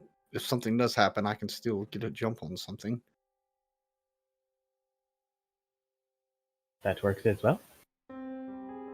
If it helps, I didn't see anything in the room that it comes out of. Wonderful. Zavros, are you able to speak to our birds? Yes. You know what? That's actually a really good idea. I don't know why I didn't think of that. I was wondering. I thought it was just a choice. Just, you want me to tell them just stay here, don't run off? Yes, maybe offer them more food or something, I don't know. Oh, Zuck's still here. Alright, I'm going to cast Speak with Animals. I just got suddenly congested. I'm gonna walk up to him, like, oh, and how are you two doing today? There are three of them there. Oh, yeah, I forgot about Liliana Brow one. Yep. Yeah. Hungry food. Oh yes, this is some food right here. It looks like shit anyway. I'm gonna dig the cart out and grab some food. I'm gonna feed each of them. And you see where the bottom point of where the axe beak is great. You see the bill opens there, and they kind of peck out of your hand. You know, I was wondering if you three could just stay here until we get back. You'll have an amazing meal later. You're leaving? Oh, just for a bit. We just gotta go inside the building, and sadly, you can't fit. You're coming back? Oh yes, I'm not going to leave you. And I'd scratch Choco's neck. Where others? They had to leave. They come back? I wish they would, Choco. I wish they would. We stay. You come back. Yes. They come back. Yes, you stay. I'll definitely come back. I'm a coward after all. Hoping they don't understand that. Yeah, they yeah. They puff up and kind of settle down into the snow. All right, we'll be back shortly. And I'll throw some extra food out too. You know, leave them a little Peck extra. At the food you throw to them. Dust my hands. Just. All right, I think that settles that. Wonderful, thank you. Alright, down the hole.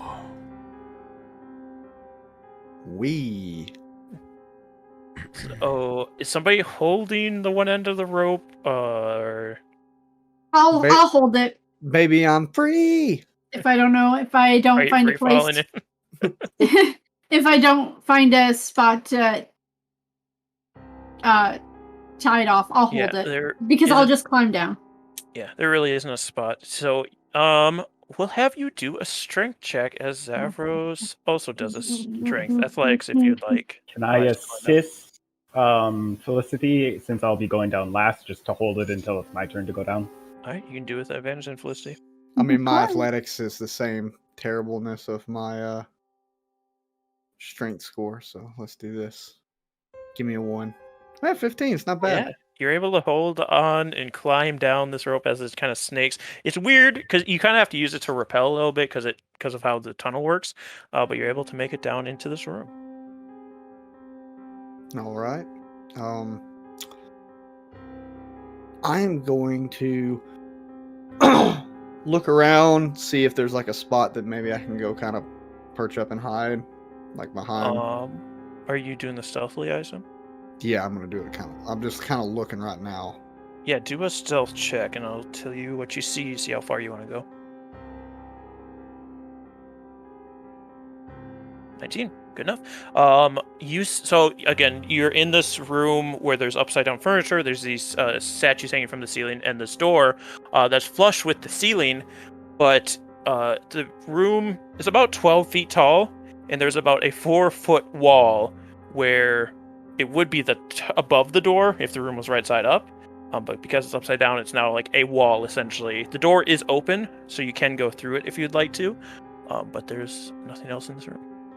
You would see, because the door is open, and you're taller than 4 feet, there is a tunnel ahead of you, like a hallway. And on the far side, there is some rubble that seems to be filling up the stairwell, and there is 2 doors, one on either side of this hallway. All right, I'm going to give a couple of tugs onto the rope All right, you tug in. and then start walking off and to kind of get into a position where I can kind of look down that hallway. When he tugs, does that mean he's in trouble? Yeah, he probably just wants the next one to go. You Orlin? I'll start my way down. All right, roll in athletics for me. Oh boy. Oh boy. Ah, 5. Orlin gets down to the first corner, and he loses his grip on the rope and starts to slide down this tunnel. You slide back and forth and land on your ass on the other side of the tunnel. Don't take any damage, but you are prone as you thud against the ground. help me up.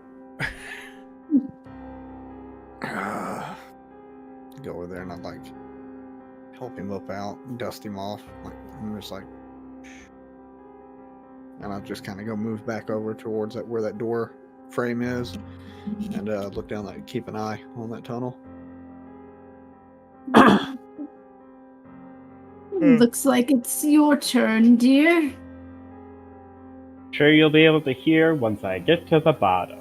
And just like start moving through with my scale mail, just like I imagine scraping all along this icy tunnel no matter what I do. Oh yeah.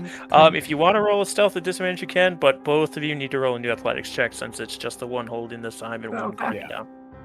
I won't try to be stealthy. I'm just trying to brace myself as I go down. These old bones, you know. Yeah, you start to go, and this rope just slides through Felicity's hands, giving a little bit of rope burn as you just hear metal going clank, clank, clank, clank, clank as she's sliding down the tunnel and hits the floor on the other side in a Hands on Orlin heap after I of got armor. Kind of bumps Orlin's back as you pull him up. Honestly, went about as well as I thought it was going to go. You did have an elderly cat person holding you up there. It's like waiting for her to come tumbling down after me when I felt the rope go a little slack. She comes crawling through, like claws in the side. Sorry, dear, these joints don't quite hold like they should. No offense, didn't really expect too much. I'm a big lady, also wearing a bunch of stuff, so again, as good as it could have been. It kind of like wipes off some of the like snow residue. Little like ice shavings from where I scraped along the tunnel. I'm gonna say snow residue for the rest of my life.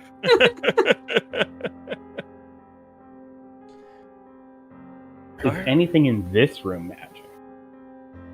You don't see anything. Okay, I'm gonna keep asking that for the next 10 minutes. Other than these statues, there's a doorway over there and there's a tunnel. There seems to be a couple of doors down that tunnel.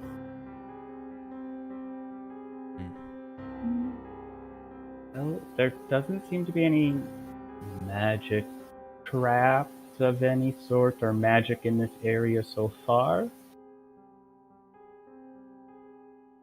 Are there any normal traps in this area? You can look, do a perception check. I was like, What wait a are minute, we? that's a good point. What are we looking for in this upside down world? Nat 20. Nat 20. There are no traps in here.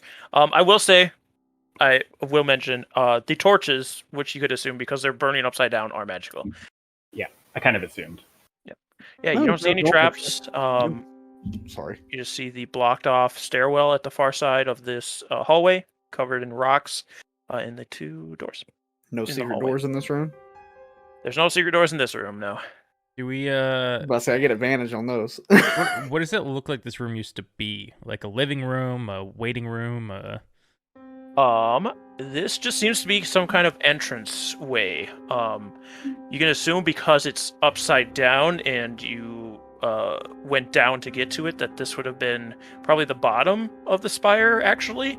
And what you saw at the top was the base of it. So yeah, this seems to be what would the entrance way be originally for this building. Alright, It's almost like someone took this spire and stabbed it into the earth. After breaking it. yes. Liliana, just keep your eyes out for anything magical, of course. Will do. Proceed. Liliana would actually see that Felicity's cane is magical. Yes. Hmm. Yes, any And magical items you're her carrying. blast, her blast. I have a stone in my pocket that's magical. Yeah, there's a magic stone, there's a magic button, there's a magic bow. Orland's full of magic. He's got gallbladders just falling out of his pockets. Yes. Usually PC things go without saying, Yeah. unless there's something hidden, but yes. I just said that because Yes, I don't because know you're- if as a player he knew. New character and all. Yeah. That's Yeah. fair enough. That's fair enough. Alright. So, you guys continue down the hallway. Yes. I assume that's the Yeah. only way you can go unless you want to go back Yeah. at this point. So at the end of this hallway, like I said, there the stairwell that was once there is covered in rubble, so it seems like you wouldn't be able to get through it. But there are the two doors, one on your left and one on your right. We're going to dig through the stairwell and go to the Underdark. Okay, No, I'm roll kidding. roll that flag check, you weak party.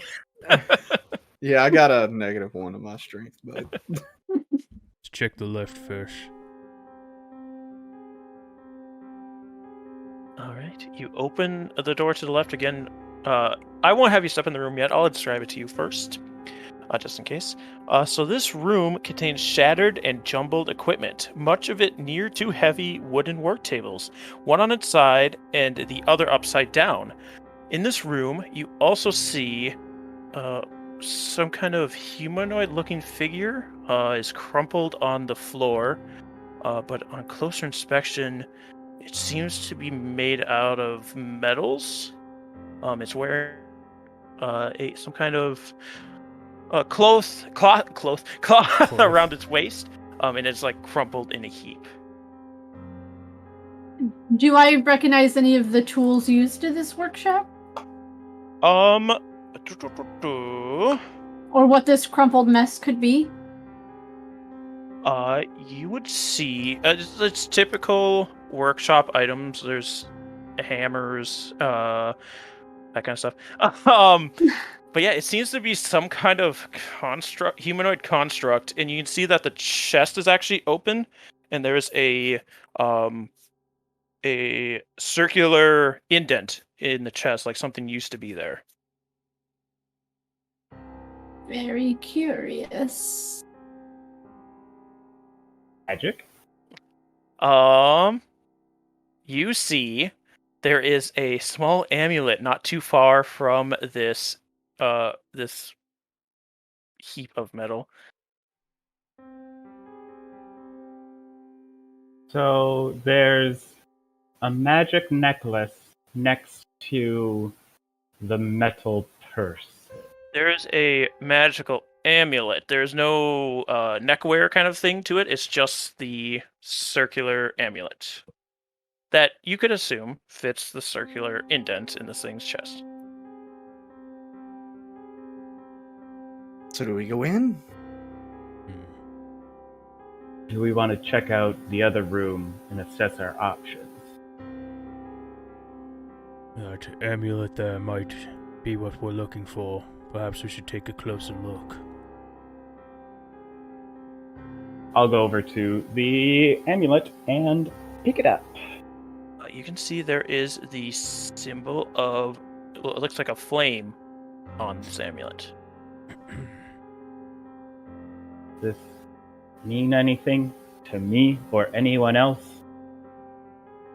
I'm invested in this. You can do, anybody that wants to can do intelligence checks. Straight Yep, intelligence. straight intelligence. Damn. Ah! Zavros, it seems that it's tied to this bean. Whatever 50. Sister Leon also gets it. It's whatever. It's part of this bean. Like it was inside of this bean's chest. You know that much. The fire symbol doesn't seem to leap out to you, other than it means something with fire. That's all you get. Maybe it represents, well, it obviously goes to this thing and it's in the chest. Maybe it represents its soul. I don't know. The fire of one's soul. Okay, here's a game plan. You all go closer to the door. I'll plug the amulet in, and if it attacks us, we hit it back. How about first we tie it up? It's not a bad idea. Why we Oh, keep you speaking around? of time. Oh, the rope already came down. Well, he also just hasn't. Well, that joke might be a little too insensitive right now. As I look at Liliana, just going through her ordeal. I was going to say he also hasn't died. So Constructs don't really have a soul, so they don't necessarily die. I mean,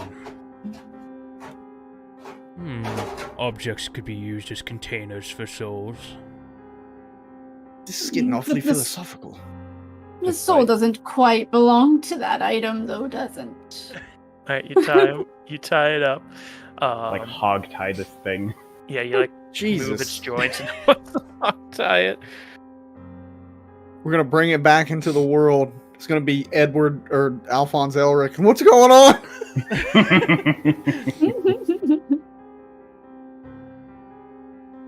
It's I'll gonna plug be it in. Zavros' sister. Oh fuck me! I've got my finger on the disconnect button. You put the amulet in the chest, and you see as like a red light fills the ring around the outside of the amulet, and then the flame in the middle starts to light up, and the chest snaps shut and closes with some steam and seals. And Bumble, would you like to describe how this character comes to life and what it looks like?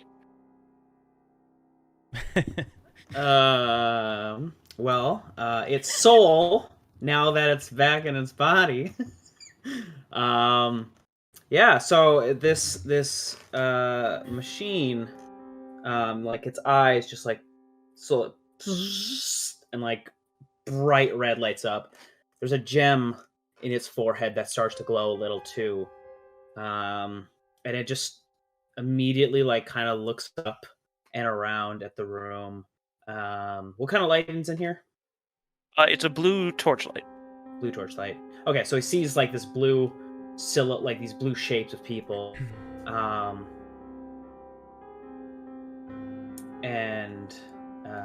I get just a little bit more description of it. It's very, and even this blue light, you can tell it's a very like darkened steel.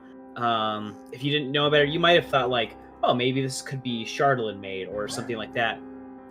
Or it's more so like a tungsten, and on its forehead, like a little bit off to the side of its gem, is a V and an I inscribed into it. And it's tied up so it can't do anything. But it like looks around the room and just kind of like tilts its head, unsure of what's going on. Both you- Liliana and Zavros tilt their head. Yeah. Liliana looming above, like, as you tilt your head, she tilts her head the other way, just like, what? Hello? It starts speaking a language that you don't understand at first. And then as you're not... Oh, go ahead. I was gonna say, as you're not getting it, it kind of like... It doesn't have lungs, but it kind of like coughs up. Like...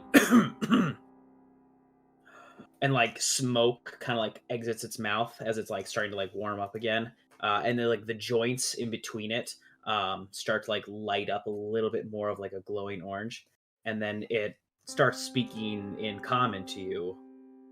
No, actually, Liliana, if you're the one in front of it, it starts speaking Draconic to you. Hello?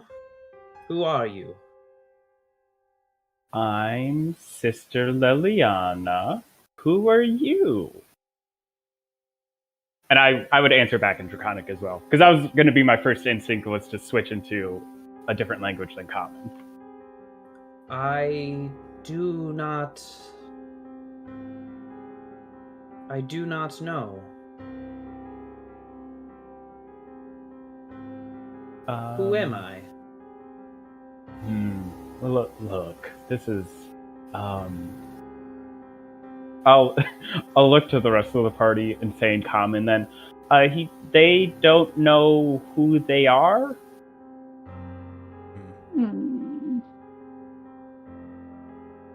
What? You said there was a V and a 1. Is it 4 or 6 as I'm looking at it? It would read like 6. 6. Do you know how long you've been... What's the last thing you remember? I do not know. And that time it spoke in common. Okay, cool.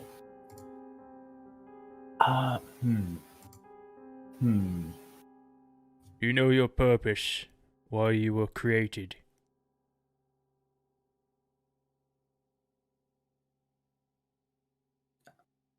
I do not know that either. I'm getting weird flashbacks of Mewtwo Strikes Back. What is your purpose?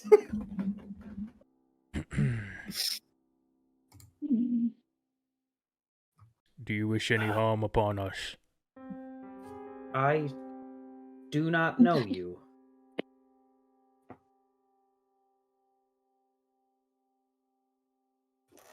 Why am I tied up? Oh, that was in case, you woke up and you decided to kill someone. Is that my purpose? No. No. No. I think it's safe to untie him.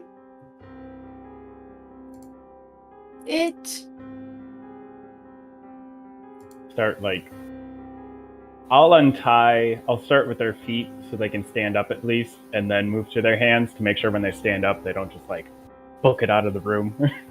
Right, you untie its hands, it slits your throat. No, I'll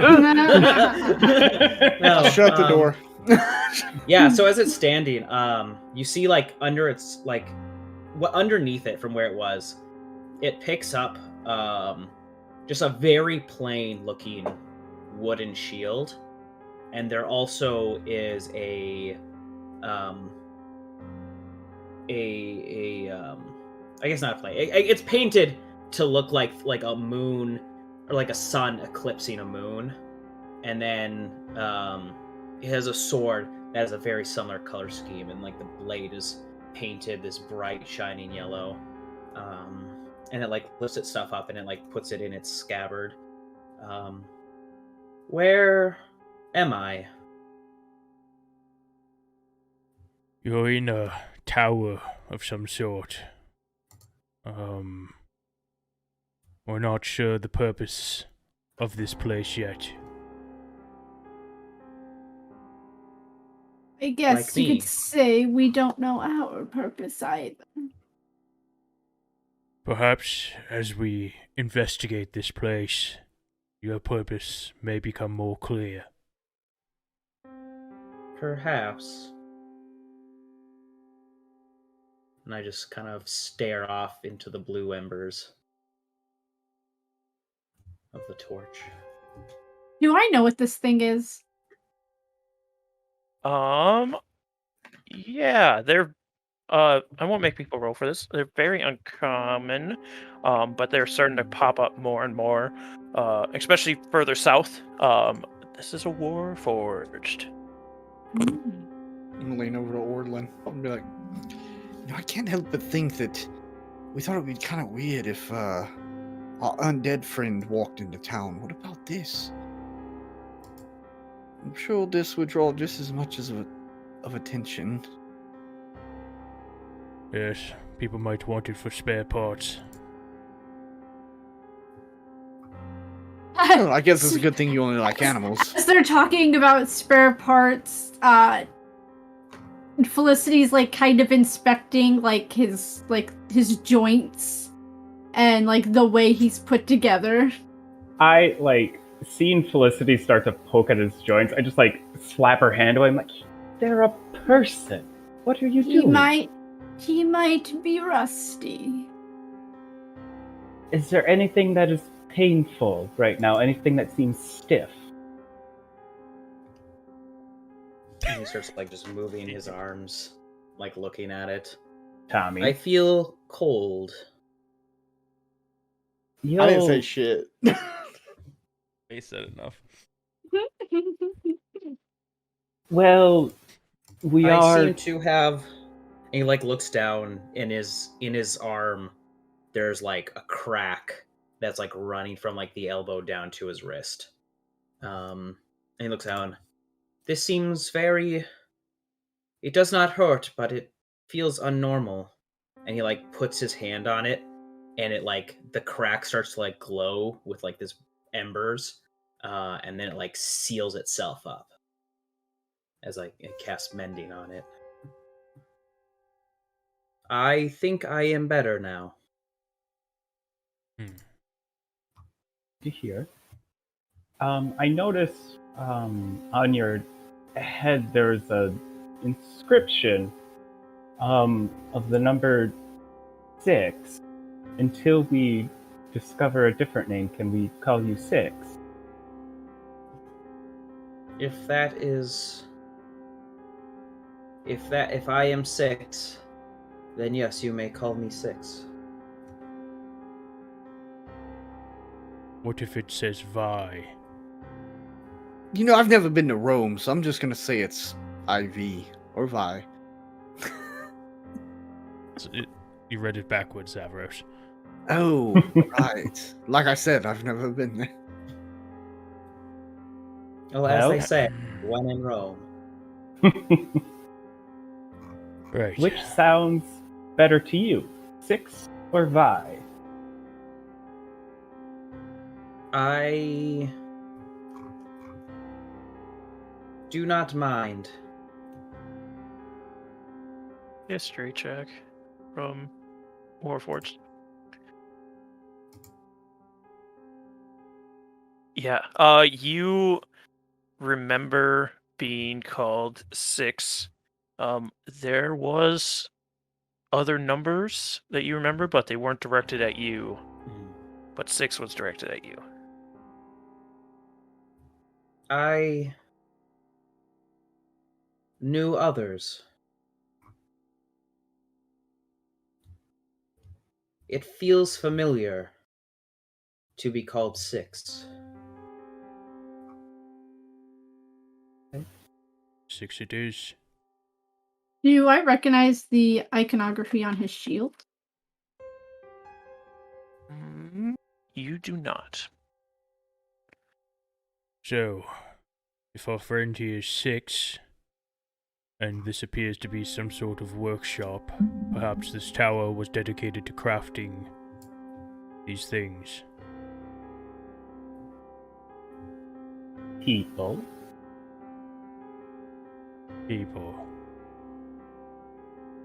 Look, I mean, they are talking to us. They have remembered things.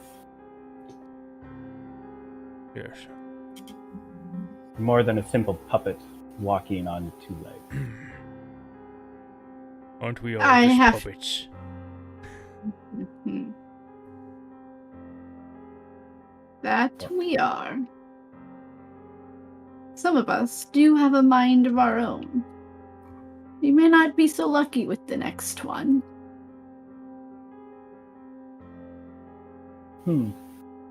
Is there a next one?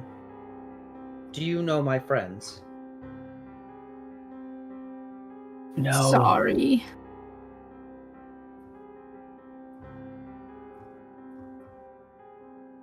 Right, so, 6, can you remember anything else? What the purpose of this tower was, or if there was a artifact of, magical prowess here, anything you were here to guard, perhaps? I do not know where I am. Okay. Well, It's called Icewind Dale, but we all call it just hell for the Hell. last few years.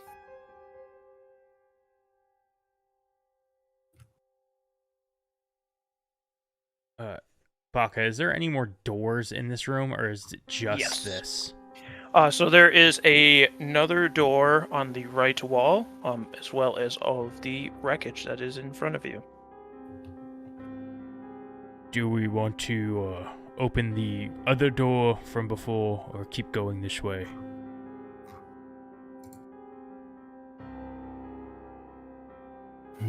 His friends might be through that other door.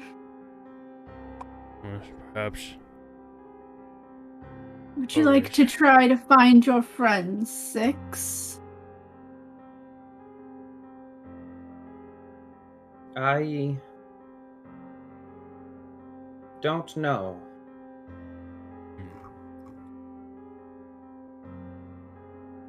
Well, let's find out. I'm gonna, I guess, start heading that direction. Toward Alright. the door in here. You open the other door that is in this room, and you see the floor of this next room is covered with shards of glass, frozen pools of spilled fluids, and the wreckage of 2 cabinets. In a niche in the far corner of the room, a metal chest is bolted to the ceiling. Its lid is locked. That's it. Hmm. Careful. Don't step in yet. This liquid might be hazardous. Is it not frozen? Is it actual liquid? It is frozen liquids. Oh, it's frozen. Okay. Yep. Slightly, yeah. Perhaps, Felicity, you could... By any chance, could you climb this wall, or are your skills not, are you not able to cling to the ceiling? Let me see. She extracts her claws and starts trying to climb Do up a to the floor. Yeah, to the floor ceiling. Up to the floor. How tall was the ceiling again? 12 feet. 12 feet. Do an athletics check for me, please. 7. Yeah, the materials of this building seem to be too tough to be able to sink your claws into. Sorry, these walls are a little harder. Alright. We'll have to find another way. This is probably just based off of the conversation with Six. This is probably the last room my detect magic will work on because it's only 10 minutes. Is there anything magical in here? Yeah, there seems to be magical residue coming from the frozen fluids.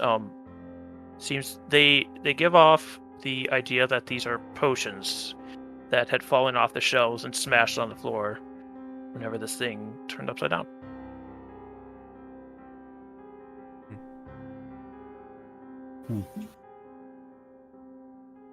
They're the frozen potions.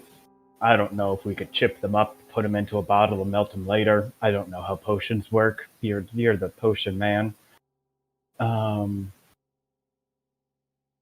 But Is it potion of healing from concentrate? Would this work? I could melt it if you'd like. It might be... hard to say. It could have mixed with other magical potions.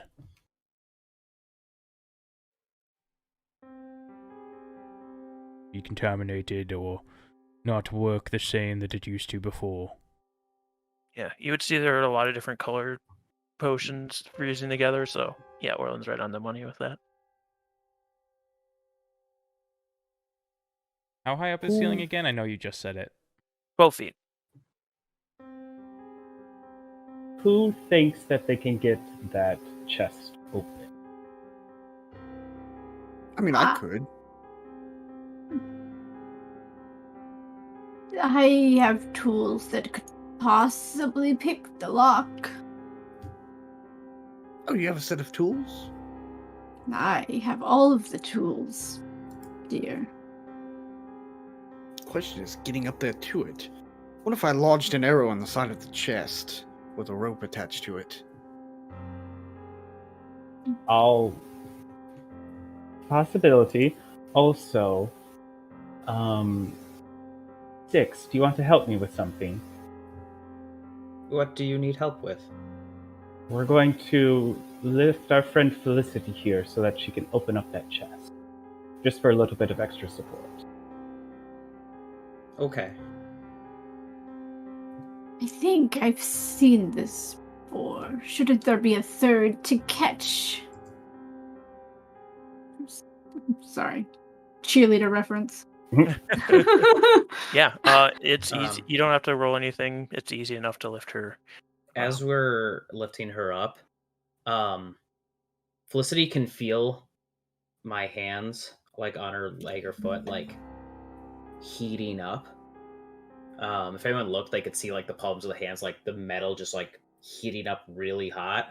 It doesn't feel too hot, but if your detect magic is still active, like you can tell that I'm casting resistance on Felicity. So when she makes a saving throw, she can add a D4 to that. Means I should step out of the room. My feet is amazing. No, I'm kidding. And you can roll the die before or after making the saving throw in case you want to save it for the next minute. I'll take a look at this chest to see what I'm working with.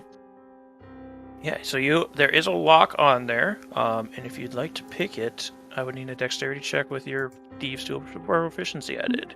Okay, then you said the chest is upside down. Yeah, chest is upside down, correct. Okay.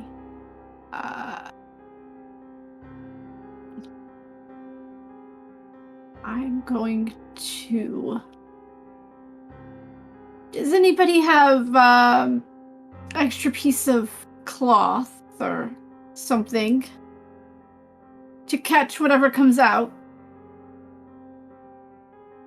How about one of your hides, Zavros? I mean, I would have to climb back up to get one. I undo like my travel cloak and hand it to them. Like, catch it with this. All right. I guess and- I'll take one end and have Zavros, if he can, take the other, and we just hold it out like, fireman style. What would be the roll for the thief's tools? Dexterity check with your proficiency added on. Okay.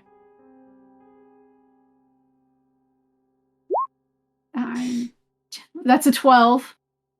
You start trying to pick in there, and you aren't able to find the mechanisms you need to open this lock. This one is a little bit trickier than I had expected. Pull out my wooden mallet. I'm gonna tap the side a couple of times. I'll let you do one more check if you'd I was like. like, I'll try one more time. I'm trying to see if I have anything that would help. Not really. Instead, I am casting guidance on you. Yeah, okay. D4 on top of this next roll. Yeah. Alright. Okay, so that's better. So that's 15, 16, 17, 18, and I will still use that guidance just in case. 19. So 19. You fiddle around there after tapping with the mallet. You fiddle around and you hear as the lock comes undone. And you take the lock off, and the door swings open, and 4 potions fall into the cape down below. Oh. Let me double check that is 4. It is 4, yes. 4 vials of liquid fall into this cape. Caught it. Gently bring Felicity down. Thank you. 6. Thank you, Liliana. Me being a potion man, I want to see if I can decipher what any of these are. Do an investigation or arcana. Zavros just starts drinking them.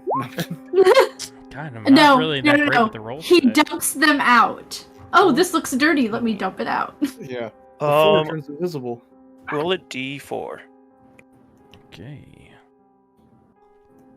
I love that he did that, by the way. I was so happy that happened. 3. 3. There's one you're not able to tell what it is, but 3 of them are potions of resistance. 1 for acid, 1 for cold, 1 for fire. The last one, it's another potion of resistance. You're not sure what for. Resistance potions.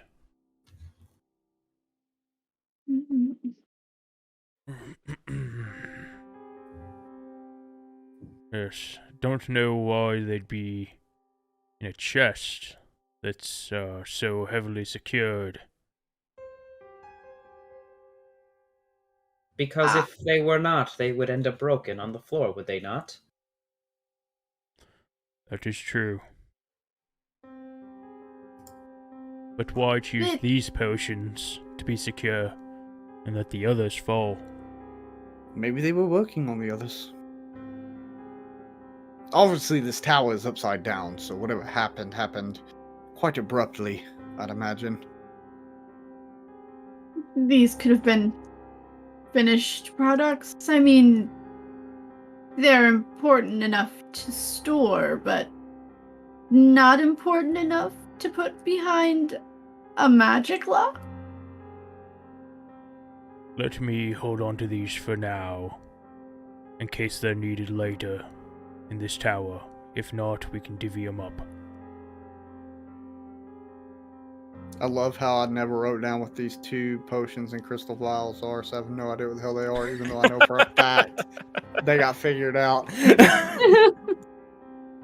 Pretty sure they're a potion of vitality and a potion of resistance to radiant damage. Yeah, that's what it was. Got a lot of resistance potions laying around. Drink all of them at once, you'll be just impervious. It's like being a barbarian and raging. Was it resist poison or resist acid? Acid. Acid. Okay. Resist cold. Just writing it down so I don't forget. Is there a what else is in this room? Is there like another door or? There is no other door in this room. Do I see any secret Any secret? any secret doors like compartments? With your nat 20 from before, I'll allow that to be on this whole floor. As long as you ask, there is no secret compartments. Okay. Shall we go back the way we came? I guess we still have that other door to figure out. Yes. All right, you guys head back to the other door in the hallway. You open this door, and tall bookshelves affixed to the outer wall have spilled their contents onto the ceiling-turned floor.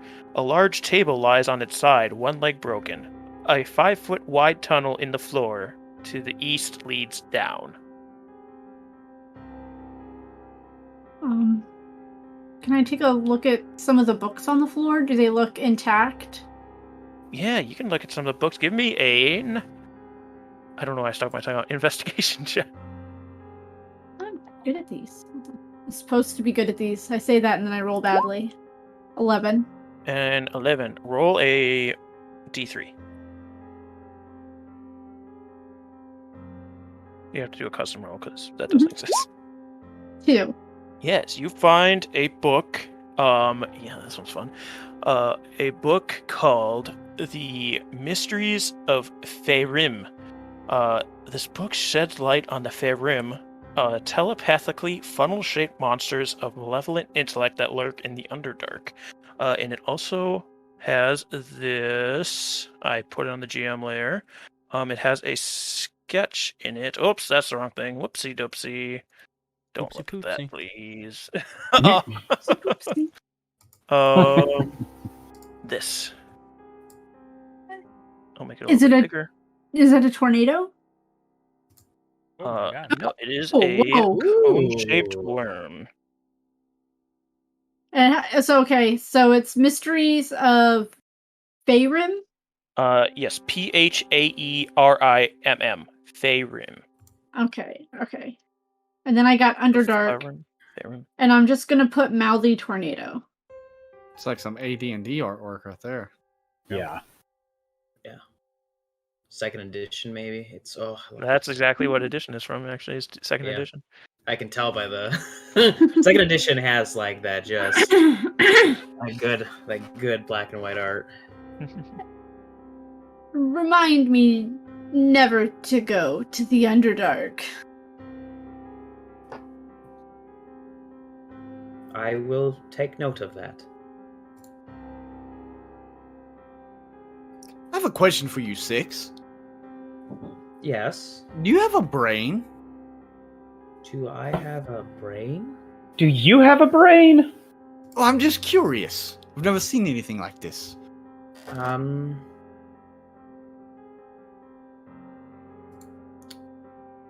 don't know. Now I want to make a Wizard of Oz reference. Well, it's nothing like that. I'm just curious to know, like, memory. Like, we just put something in his chest and he came to life and steam came out. So I'm kind of curious to know how he's able to recall shit. I'm just curious. I've never seen anything like you before.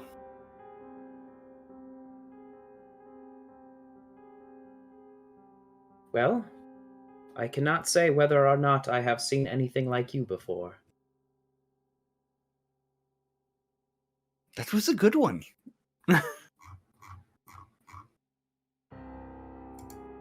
A good what? Oh, nothing. We're gonna get along great. Can I take a peek down this hallway on the east side that's leading further down? Yeah, so it's not exactly a hallway. It looks like something punched through the floor, essentially. So there's a hole in the floor. And while Liliana's doing that, does anybody want to look at anything else in this room? When you say punch through the floor, do you mean like you think something crashed through it, or do you think something like tore this up? It looks more like something tore it up. It doesn't it looks like it came from underneath the damage. Oh, so okay, So to us, it looks like it exploded upward. Yes. So what you're trying to say is you're already going to purple worm our new characters. And Can look I- that big. It doesn't look that big, I'll say. Okay. Can I do a survival check to see if I notice any kind of like, if it broke through it, maybe like if there's like animal tissue like on it, or if there's like some kind of markers or I'll tracks that assist might them with that. indicate. Yeah, you can do that with advantage. Investigation or survival, your choice. Survival. 19. 19. Let me just double check something for you before I say something that's wrong. Just say whatever comes to your mind first, and I will assume it is true.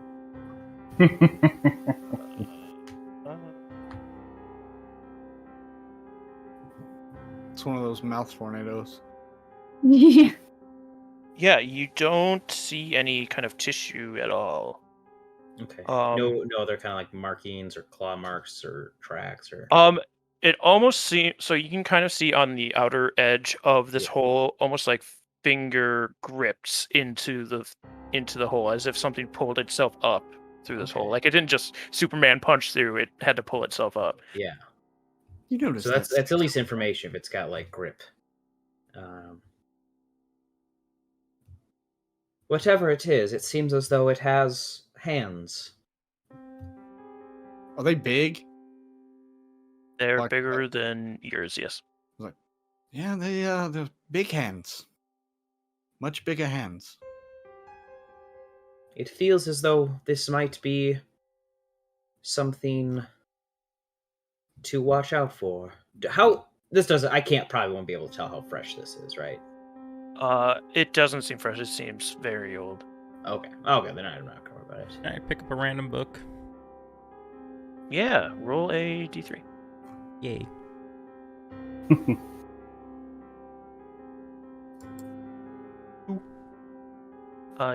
The book you pick up it seems very deteriorated, and as you pick it up, like the pages just disintegrate and fall apart. I'm gonna pick up a different book. I kick all the rest in the hole. Yeah, pick up a different book. Roll another d3. This is your last book. Oh, I rolled Hey. a D2 because I thought that got Hey. rid of. Whatever, that's fine. Okay. I'll give it to you. So this book is called The Magical Wonders of Netheril. This book is a collection of interviews with what are called Nithri's archmages, who discuss their studies of ancient elven magic and the creation of methylars. The book includes sketches of some of these devices, and the sketches depict these large globe shapes that seem to sit inside of a cradle. And it talks about these methylars and how they're able to hold magic within inside of them. They're able to hold magic by pulling from the weave itself. And whoever wants to use it attunes to this item and is able to use this very powerful magic. In the case of this book, it's talking about how it's able to hold up an entire city in the sky and those kind of things. I just opened my my coat and slide it in an inside pocket. Give it a good pat.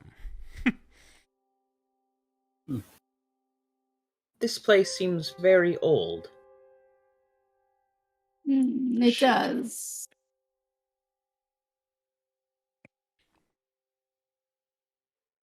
So, Yes, the hole. Sorry, you were looking down the hole.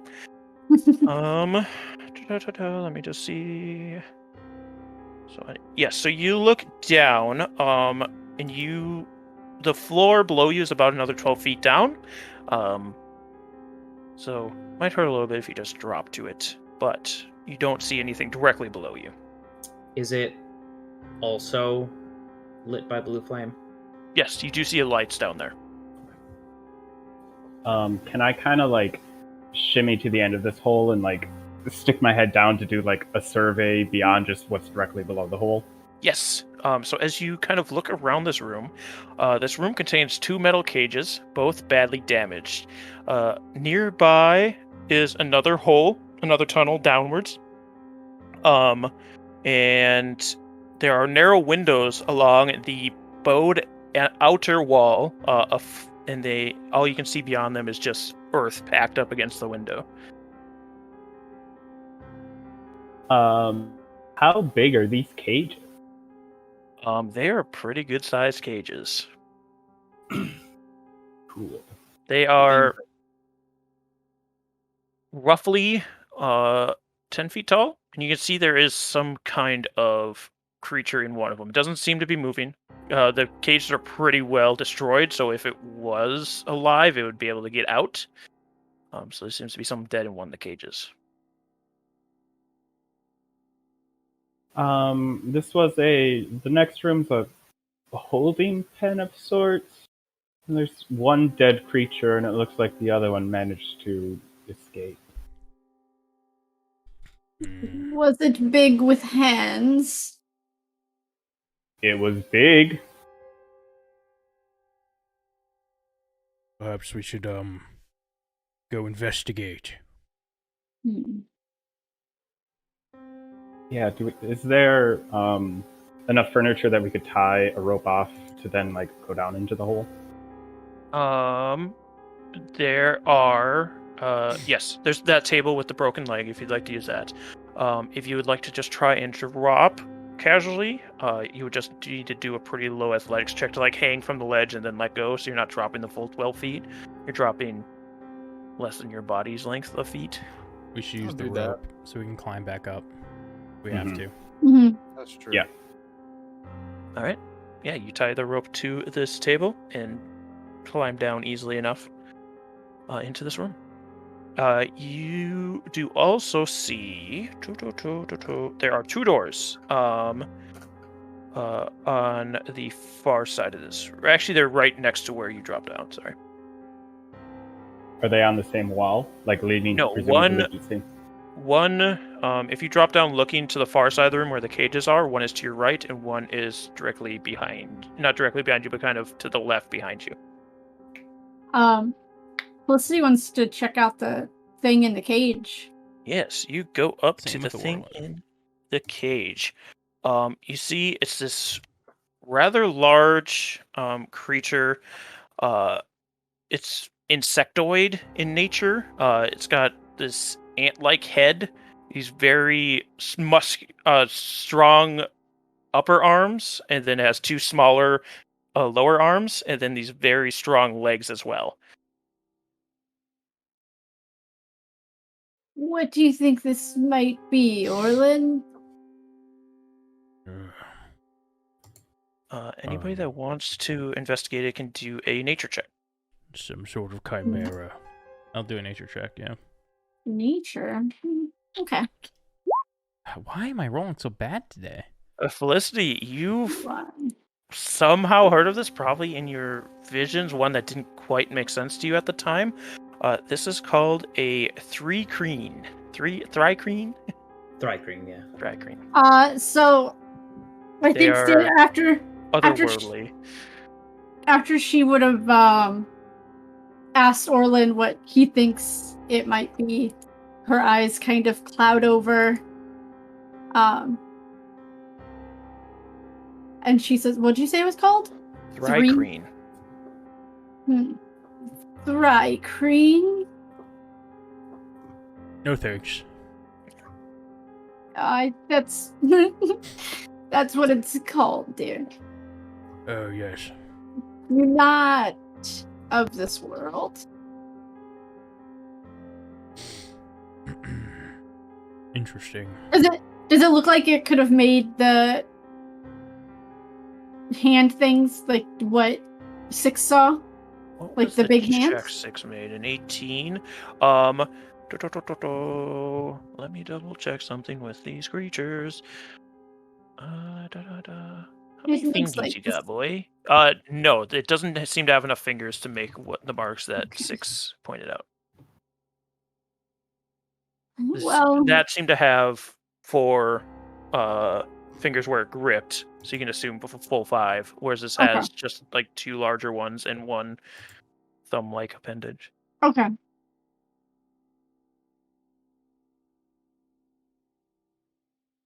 This place is quite odd.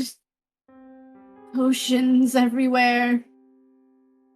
Yes. Do you know, is this Thrine Kreen created specimen or captured? DM? You can assume captured. I would, my bet would go uncaptured. It looks natural, even if it is in more of an unnatural state. It doesn't seem like they put pieces from something else onto another thing to try to make a new thing. How long does it look like this body's been here? It's old enough that the carapace, which is what is left of this thing, seems very brittle, as if it would fall apart if you tried to do anything with it. Could I get general 100 years, a decade, a year, a couple months, Hundreds of years. hundreds of years? Okay, never mind. Right. The tower is old. Oh, this shit. Old as shit. Okay. Yep. Whoever was here before really did a lot of experimenting. I can see why my mentor is interested in this place. Probably lots could be learned here. There were Was a lot I of- captured too?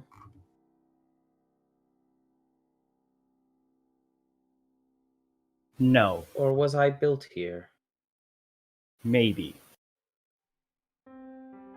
Am I old? I mean, you look pretty good. If you are old, whoever made you has great craftsmanship. We'll only find out by continuing forward.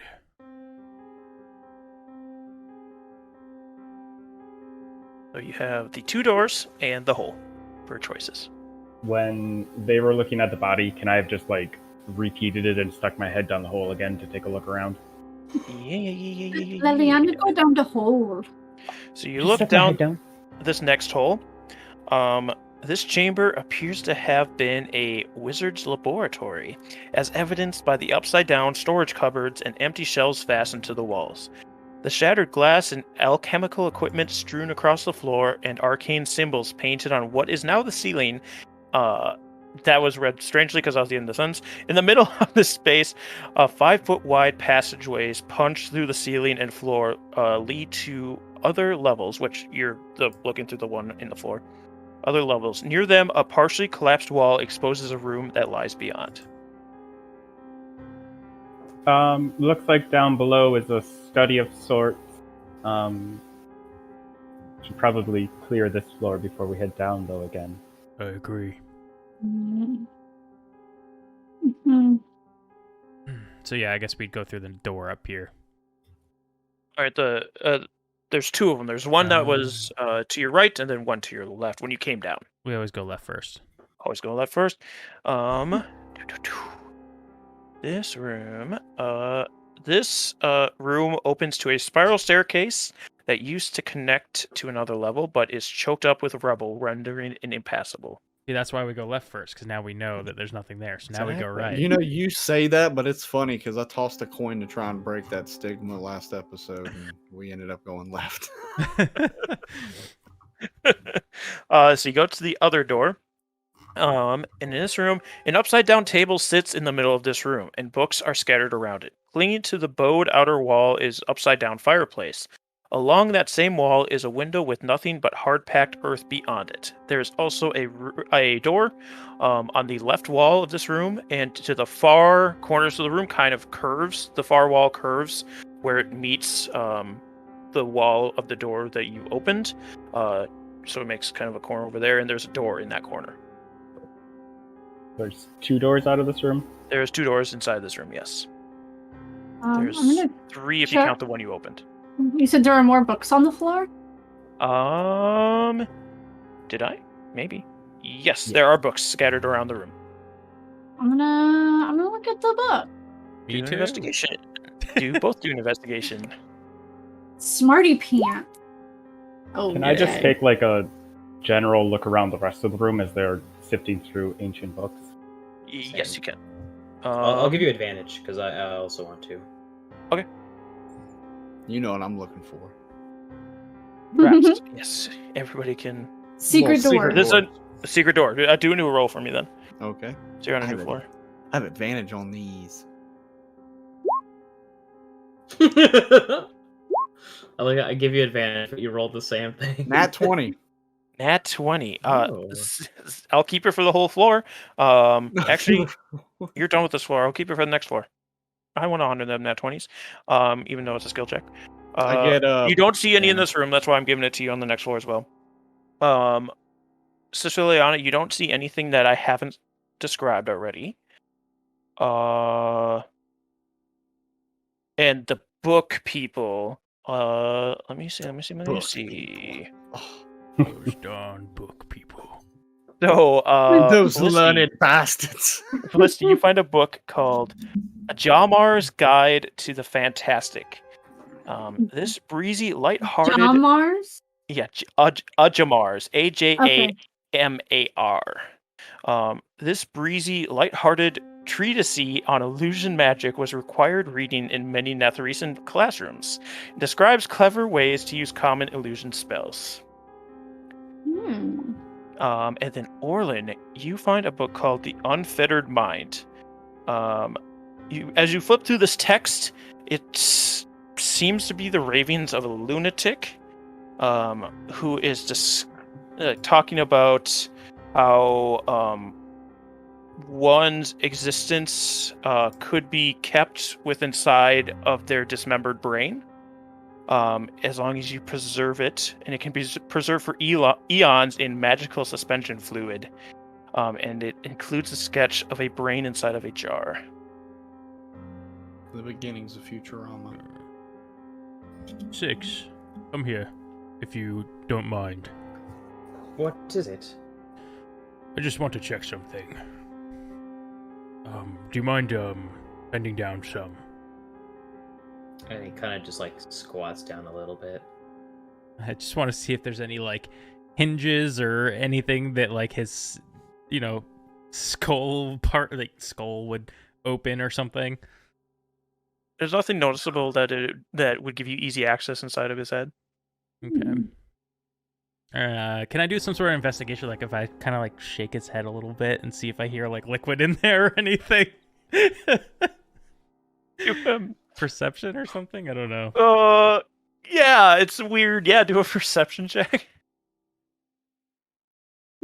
11. You don't hear anything liquid-y. It's just a theory I was checking on. You're fine. Thank you, 6. What do any of you know of illusion magic? Oh, some. What of it? That's what this book is about. Apparently, whoever these, what'd you call them? Nethiles? Netherese. What is it? Netherese. These Netherese,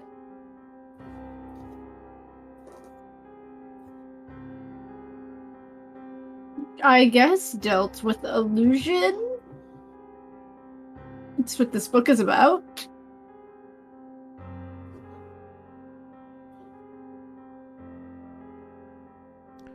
I'm not familiar with illusions myself. Which is the question. The question was, what do you know about illusion magic? Oh, what do I... That's a very vague question. What do I know, Bak, about illusion magic? Roll an Arcana check. Because I honestly am like, that they're illusions is all I know. Fuck, why would... Yeah. Do Well, you know if they're illusions? I would say, do you know any illusion magic? Let's see. Because then you at least have like a for certain understanding of. Yeah. Yeah, like it's magic used to create things that aren't physically there to try and deceive others. I'm And it's trying one to. of the many facets of magical casting. This seems to be some kind of student's book, so you can assume that they might have taught him more than illusion magic here. This is just the one you found. Well, we might run into some illusions while we're here. This seems to be required reading. I not I don't dabble too much in illusionary magics. But my mirror image I use, one of my defensive capabilities, is of that class. Six will walk over and take the book from Felicity. She'll let him. Okay. And then he'll just sit there and he'll just open it up and he'll just start reading it. You have to learn some way. You told me it was required reading. And she kind of closes. Not for you, dear. This can be leisure reading for you if you'd like.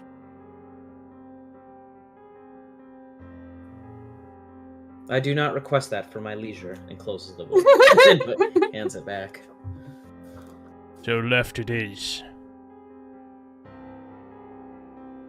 Yes, there is a door on the left here. Which brings you to this room contains the shattered remains of a desk and some chairs. As you kind of climb over the wall into this room, you don't hear your footstep hit the floor. You feel the floor, you don't hear it. Knock on the wall. You don't hear any knocking. I go to talk. What's You in don't this hear any room? talking. If as long as you're in the room, you don't hear any talking. There is just the shattered remains of a desk and some chairs. Yes, that's all there is. Okay.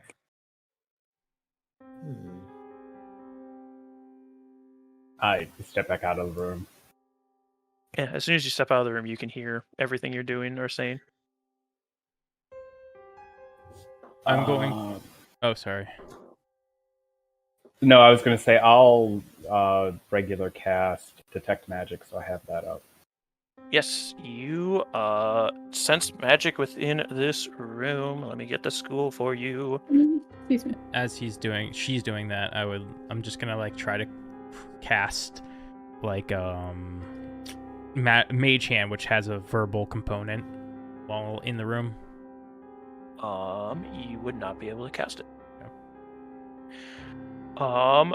You sense illusion magic in that room.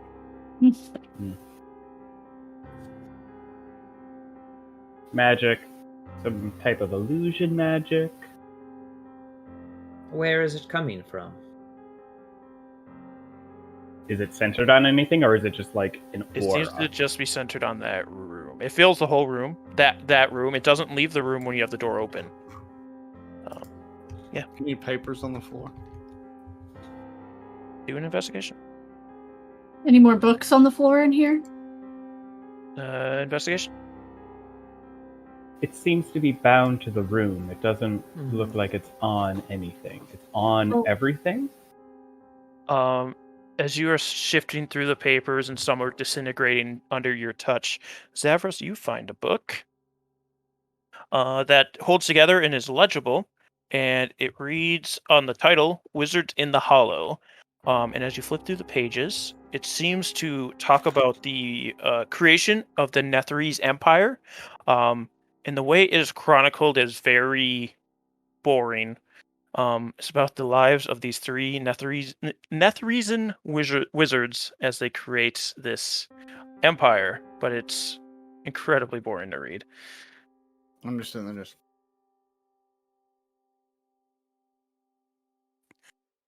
I just turn around and hand it to Orlin. Oh, good. Nice light reading for bedtime.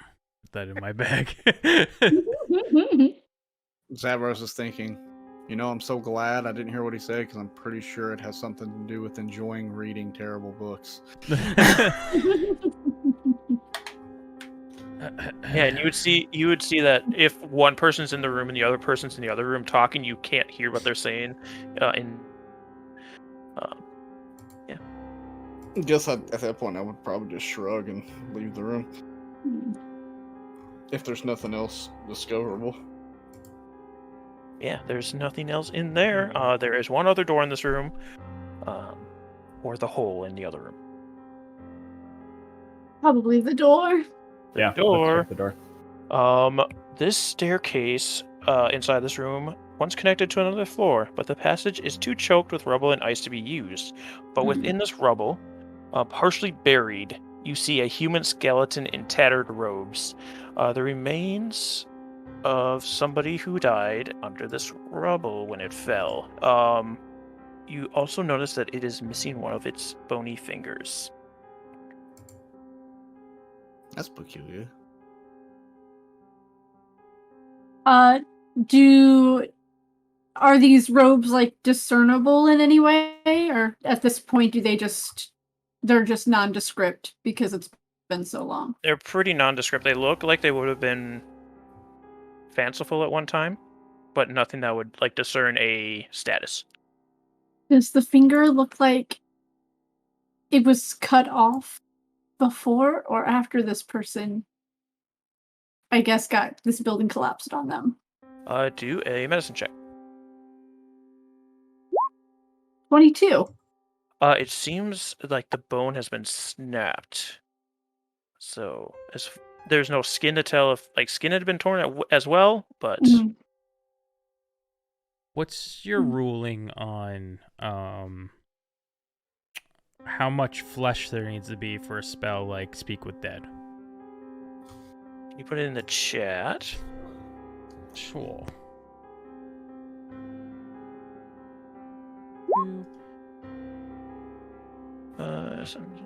Corpse. It says the corpse must still have a mouth and can't be undead. Technically, it has a mouth because That's it still what has I'm its like. jaw. I'll allow it.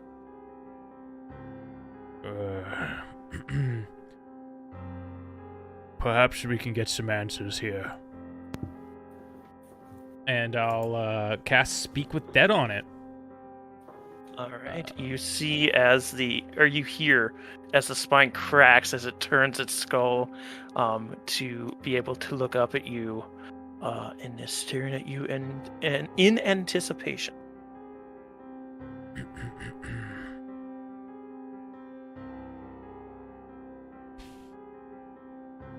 I think of my questions carefully.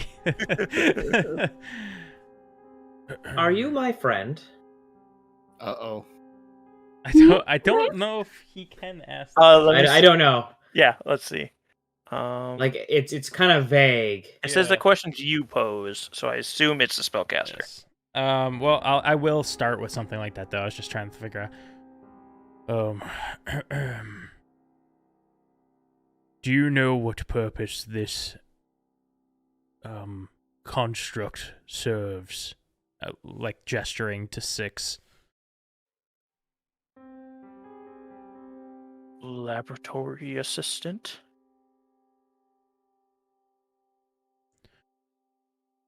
And what did this laboratory study? Many forms of magic. Potion making. For what end? Pursuit of knowledge. That's 3. Or is that 4? That was That's 3. Okay. Anything anybody wants to add? I mean, you could always ask what happened to the tower. I mean, it appears he died while it collapsed. What is the most valuable artifact in this tower? And where is it? That's 2. Shit. Are you asking both of those or just the most I'll valuable? just say what's the most valuable object in this tower. This tower The room chamber.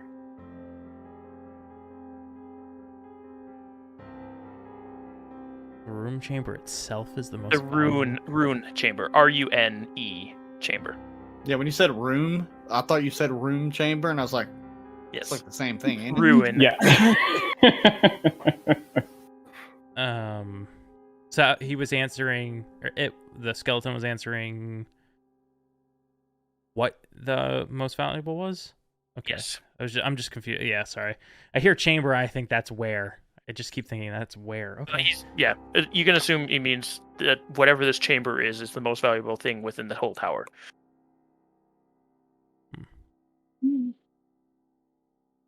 Did I ask about its finger? I mean, would it know? I don't know. I think I would want to know what brought this tower to the ground. It seems. Or you could ask what the rune chamber is. That seems more useful. You could ask it what happened to my friends. Ask him what his favorite ice cream was. Yes, next. Those will be the next questions. What is this, rune chamber? It's transmutation magic. It's very powerful. You need a life spark.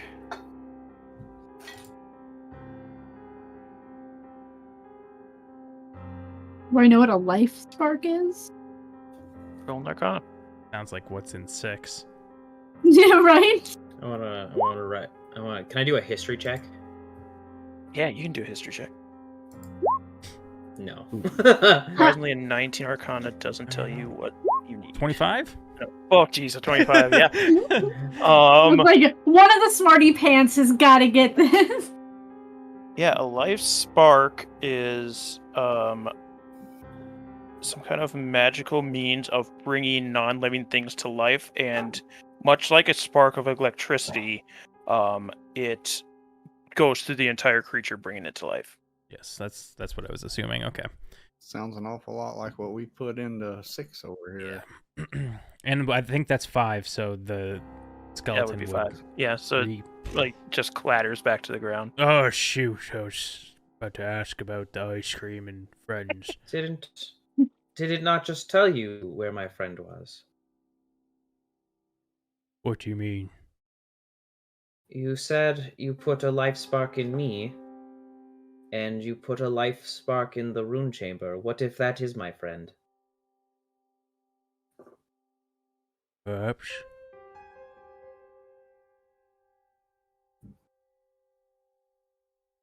Seems we know. I guess we'll have to find it to find out.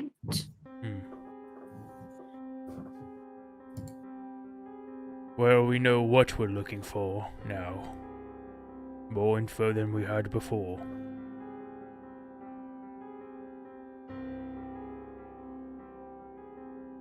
Can I walk over to the skeleton and just like detach the skull from it, keeping the straw with it? I love you. Yeah, you can take the skull off of it.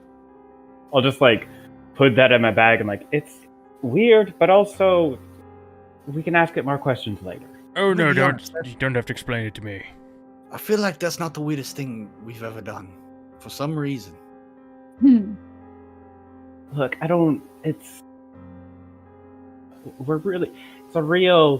it's weird for me because like the dead should stay dead, but also I know they didn't come back to life and we can get information from it. Look, it's just very complicated for me.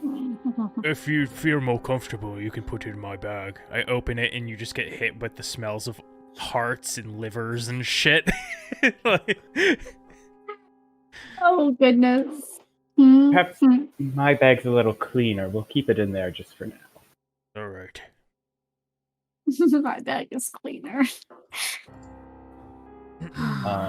While I still have my detect magic up, because again that's probably running low again, I'm gonna just stick my head back into the room and the hole and see if any of those things are magical.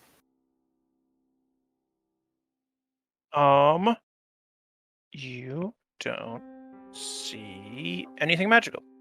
Okay.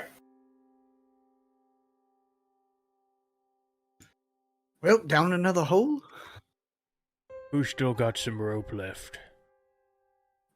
I mean, the floors are pretty small in between. I'm sure I have some left. I have a rope. I have a rope as well. I just realized. Okay.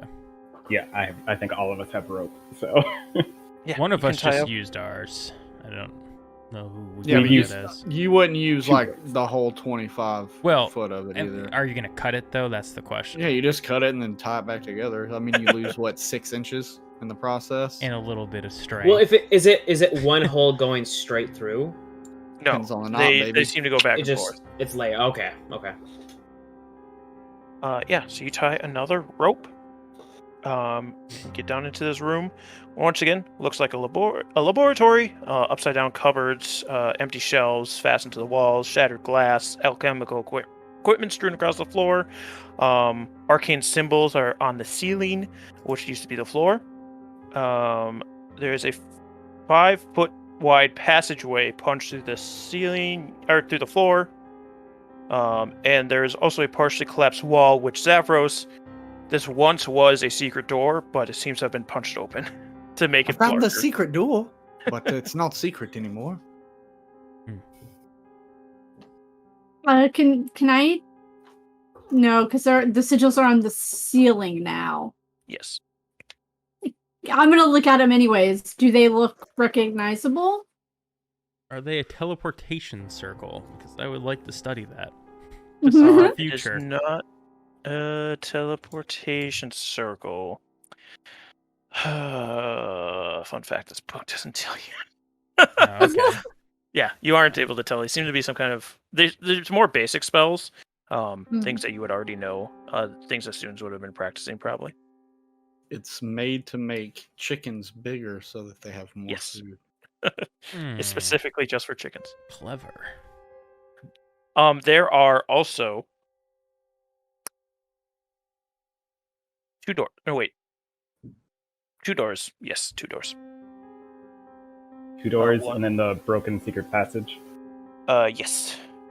Well, we could assume that the secret passage probably goes to the most valuable thing.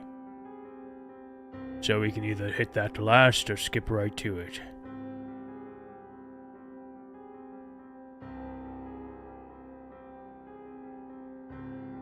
Let's start with the secret passage. Alright. All right. As you peer through this gap in the eastern wall of this room, a stone altar is attached to the ceiling of this otherwise empty, semicircular room. An 8-pointed star is carved into the eastern face of the altar.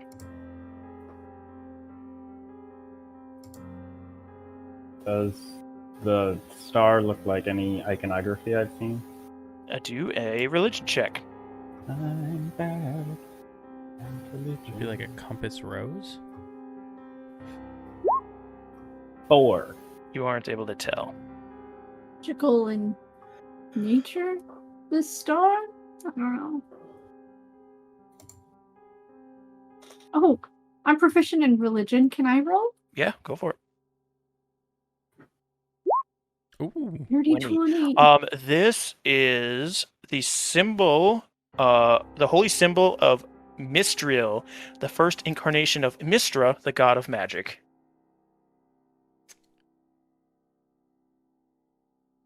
She gets kind of close and squints her eyes. I'm almost sure that this is a symbol of Mistral. Is that what you said? Yeah. Mistral. You would also know that shrines, holy shrines made to Mistral are very rare and full of mystery. That's what the book says if you succeed by 5, so there's your information for you. What did you say about Mistra? She's like the god goddess. of magic. It's the god of magic, and these sigils are quite rare.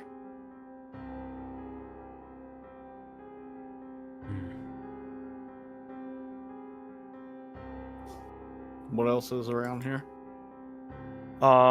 You just see the shrine.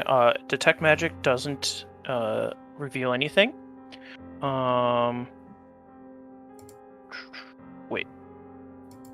Yeah, it does not reveal anything. Yeah, that's the only thing in this room is this altar.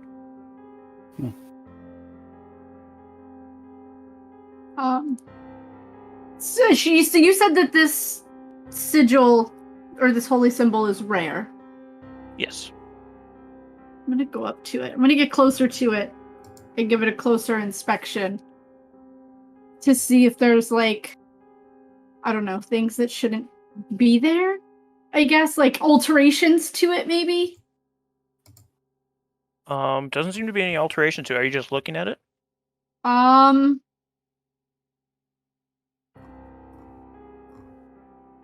I want to touch it. All right. No, Felicity's a cat. She would touch it too. All right. You I'm gonna touch this it. is where I die, guys. No, she'd knock it over. You touch it, and a stopper flask filled with luminous blue liquid appears in a shimmer of light atop the altar and immediately begins to fall. Roll me a dexterity saving throw. Oh, come on, kitty cat.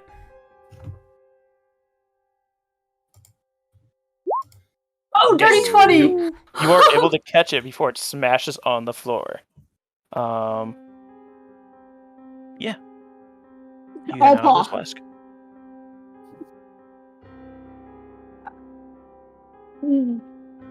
It regurgitated. What is it? You're the potion, man. She hands it to Orlin. Do an Arcana check. Oh, God, Orlin, what the fuck, dude? Aren't able to tell what kind of potion this is. Not sure. Perhaps further study later using my supplies could reveal something.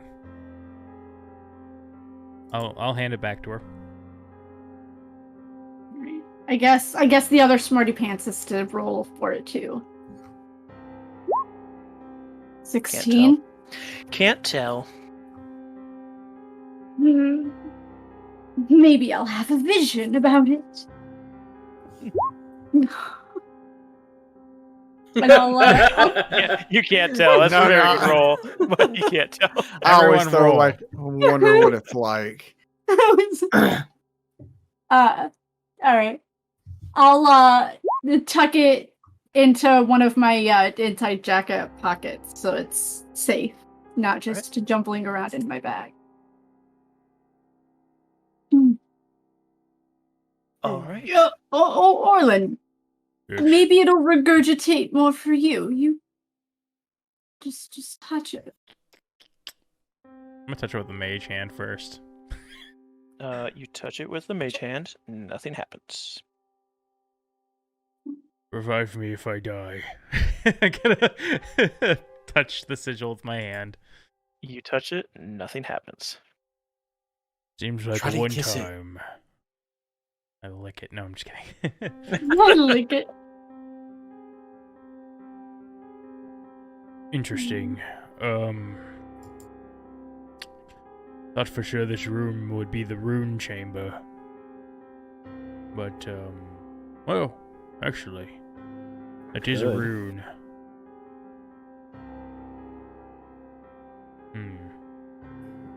What are we missing here?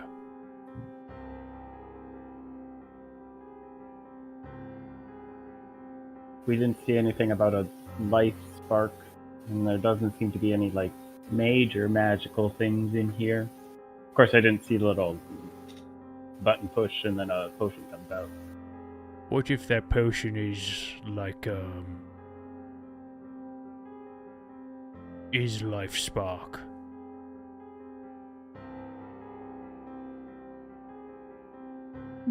I Maybe. mean, that is a possibility.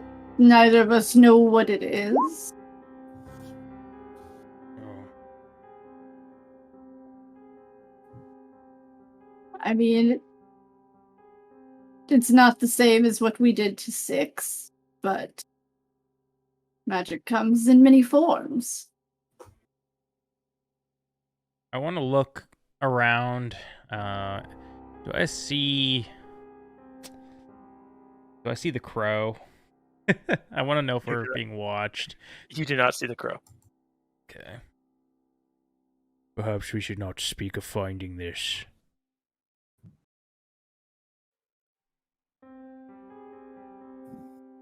Oh, I don't plan on telling the crow anything about what we found in here.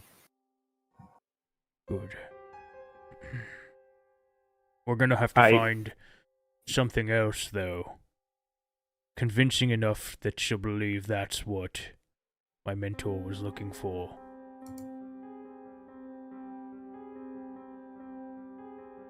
I mean, we still have other rooms, too. Sorry. No, I would turn to 6 and then just as like a quick aside, there's a person we don't like who has a crow who talks to us that told us that there's interesting things here, but we don't trust them, so we're not sure if we want to tell them what we found in here. Why not? Why do you not trust them? We don't think they're a great person. We believe that they want to use these strong magics for bad intentions.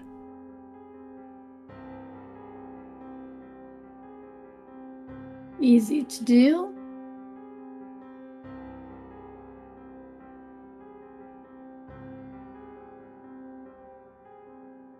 Can I just Filling you in on the situation? Can I just give the room one more once over, like in thorough investigation, see if there's anything else about this room? Because the rune chamber, I feel like the chamber itself is important. Yeah, to maybe not investigation. All right. Hey, 26. 26. There is nothing else in this room. Okay. Well. Right. So let's keep investigating in case this is not the chamber, but that vial may be what we came here for.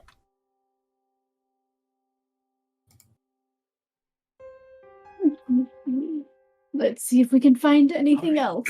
You have the hole. There is a door on the far side of the room to your right that seems to be attached to a room that's singular to itself. Like it doesn't, like the walls come out and create 3 walls instead of just being flat against the wall like most others have been. And then there's one to your left. Oh, so there's another hole in this room? I didn't think that there was a hole. Yes, there's another hole in this room. Okay. Can I go to the door? Logistically, can I go to the door that I think leads to the staircase? Yes, you go to that door. There's a staircase covered in rock. Yeah. That was the one to your right currently. The one that was protruding. Yeah. I think geographically this one will be the stairs. And I open it up and it's the stairs.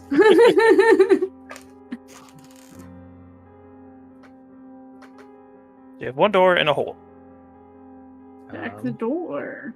Yep, look at the door. You open the door. You look inside. Some effort has been taken to arrange the contents of this upside-down room, creating a functional office. A table stands in the middle of the room, surrounded by small stacks of books. Lying on the table is a whirring amulet on a chain. 2 figures stand behind this table. One is an undead warrior in studded leather armor, its dead gray flesh drawn tightly over its bones and its face locked in a terrible scowl. The other is an attractive young man in cold weather clothing. His face, beneath a frayed red witch's hat, displays studious eyes and a warm smile. "Welcome to the lost Spire of Netheril," he says. "My name is Dazan." And that is where we'll end the session. Whew. So, thank you guys so much for joining us. I know we went a little longer, but I've been killing them a lot lately, so we have to end earlier sometimes. So thank you guys once again so much for joining us. Be sure to go check out all of these lovely people. I'll reintroduce them because they weren't all here at the start. We have Grizlocke. He does YouTubes and Twitches, mostly on YouTubes these days. Also runs Swindler's Den. We have Bumbleskum. He has a Twitter. We have Dyto13. Is that your Twitter? At Dyto13? 11. 11. At Dyto11. We have TommieTaco. He streams on Twitch. And we have Dr. Phage, who also has a Twitter at Little Growth. Growth like the plant. Yeah, and be sure to follow the social medias for Swindler's Den, Twitch, Twitter, YouTube, Pinterest. And we'll see you guys next time, but be sure to join us for Amoris and Vandover. No Vandover this week. Amoris on Monday at 7:30 p.m. Eastern Standard Time, and no Rime this coming week, because I will be gone. I'm going to be giving sweet kisses to you next week. Yeah, so join us in November. Bye, everybody.